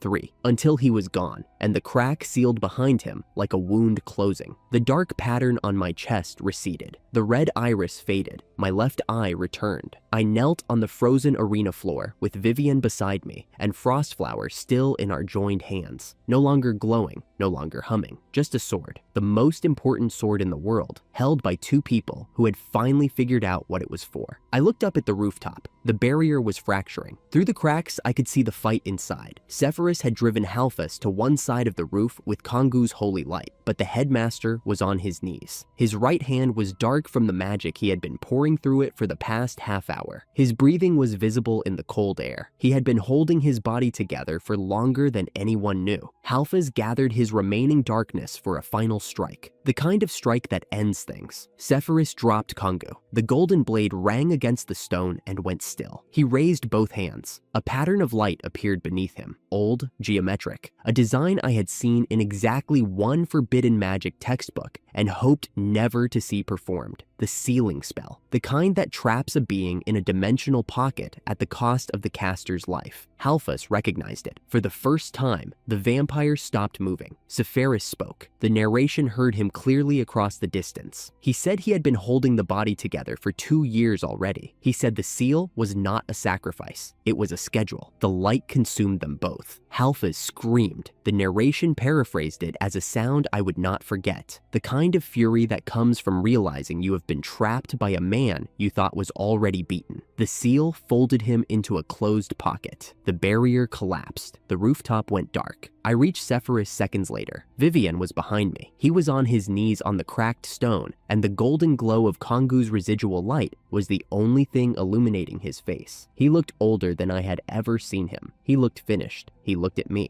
The sharp gray eyes were the same eyes that had watched me from behind spectacles in the headmaster's office. The same eyes that had stood in the royal box when the arena froze. The same eyes that had read Harlan's nod in the briefing and suspected nothing because there was nothing to suspect from a man who had spent a decade earning trust. He said, and I caught every word because I knew these were the last ones, that the academy keeps a surname in reserve for students who earn one. He said I should tell the next first year who arrives with no name that the name will be waiting. He said it the way he said everything, measured, dry, with the kind of authority that does not need volume. He had been waiting to give me permission to take a name. That was what the last 2 years of holding his body together had bought him. Not time to fight, time to see whether the students he had trusted would be worth trusting. And he had decided they were, and he was telling me now, on his knees on a rooftop, with the last of his light fading out. A nod was all I could give him. It was enough. It had to be. His breathing slowed. His eyes held mine. Then they did not. Behind me, on the arena floor, Astaroth and Dantalion watched. Astaroth said something to Dantalion. They turned and walked into the dimensional crack Valifor had left open. The crack closed behind them. The white monsters that had been flooding the academy grounds stopped moving, then dissolved. The operation was over. The academy was alive. Zephyrus was not. 3 days later, the rain started at dawn and did not stop. By the time the cathedral doors opened, the stone steps were dark with it, and the kingdom's flags hung heavy on their poles. The cathedral was the largest in the kingdom, and it was full. Knights stood along the walls in dress uniforms they had not worn since the coronation. Teachers filled the first 3 rows. The Requiem hymn echoed off the vaulted ceiling and through the colored glass, and the sound was the kind that sits in your chest whether you want it to or not. Prince Edmund spoke from the lectern, a short address about duty, about the kind of strength that protects rather than conquers. He did not read from a paper. He looked younger behind that lectern than he had in the royal box. He looked like he meant every word because he did not have enough years to have learned how to fake them yet. When he finished, he stepped down and walked past the grave marker without looking at it, because looking at it would have broken the composure he had just spent 3 minutes holding together. Alessa spoke after him. She talked about Zephyrus as a teacher, the way he could read a student's fear from across a classroom, the way he never raised his voice because he never needed to. She said he had hired her when no other school would take a mage without noble backing. She said she had spent 5 years trying to repay that, and now she would spend the rest of her life finishing the job. Her voice cracked once. She did not stop. Brad was not in the cathedral. He had said his piece the night before. They called my name last. The cathedral went quiet. Even the rain on the windows seemed to soften. Standing at the front, Vivian was beside me, Laurel behind her supporting Vi's still splinted arms. Finn stood closest to the grave marker, a simple stone, white, no title, just the name. He had not moved from that spot since the service began. Hudson and Aiden and Sienna stood at the periphery. Hudson let out one short laugh that caught in his throat and became something else. No one looked at him. everyone understood. My eyes found the stone less than a year. That was how long I had known Joseph Sepphoris. He had given me more in those months than the Draytons had given me in 6 years. He had looked at a boy with no surname and no sponsor and no reason to trust another authority figure, and he had given that boy a place to stand, people to stand beside, a copper star medal for surviving his first week, a seat at the briefing table when the secret society closed in, and on the rooftop, in his last breath, a name to earn. The thing about grief I was learning was that it did not arrive all at once. It came in pieces. The empty chair in the headmaster's office that no one would fill this semester. The way the knights at the door kept glancing at the lectern as if expecting him to walk up and tell them all to sit down. The gold-framed spectacles someone had placed on the altar beside the grave marker, polished clean. Each detail was a small, separate weight, and together they were heavier than anything Valifor had thrown at me. My hand went to Frostflower, not to draw it, just to hold the hilt. Then I knelt and placed a single ice flower on the grave, handmade. The petals were thin and precise, and they would not melt because the cold that made them was the same cold that had saved every person standing in this room. The flower sat on the white stone and caught the gray light and held it. Vivian took my hand as we walked away from the grave together. Laurel steadied Vi's arms. Finn was the last to leave the stone. Aiden placed his hand on my shoulder as I passed him, and his grip was harder than it needed to be. The grip of someone who did not trust himself to say anything. Sienna stood behind me with her posture softened for the first time I could remember. She did not speak either. She did not need to.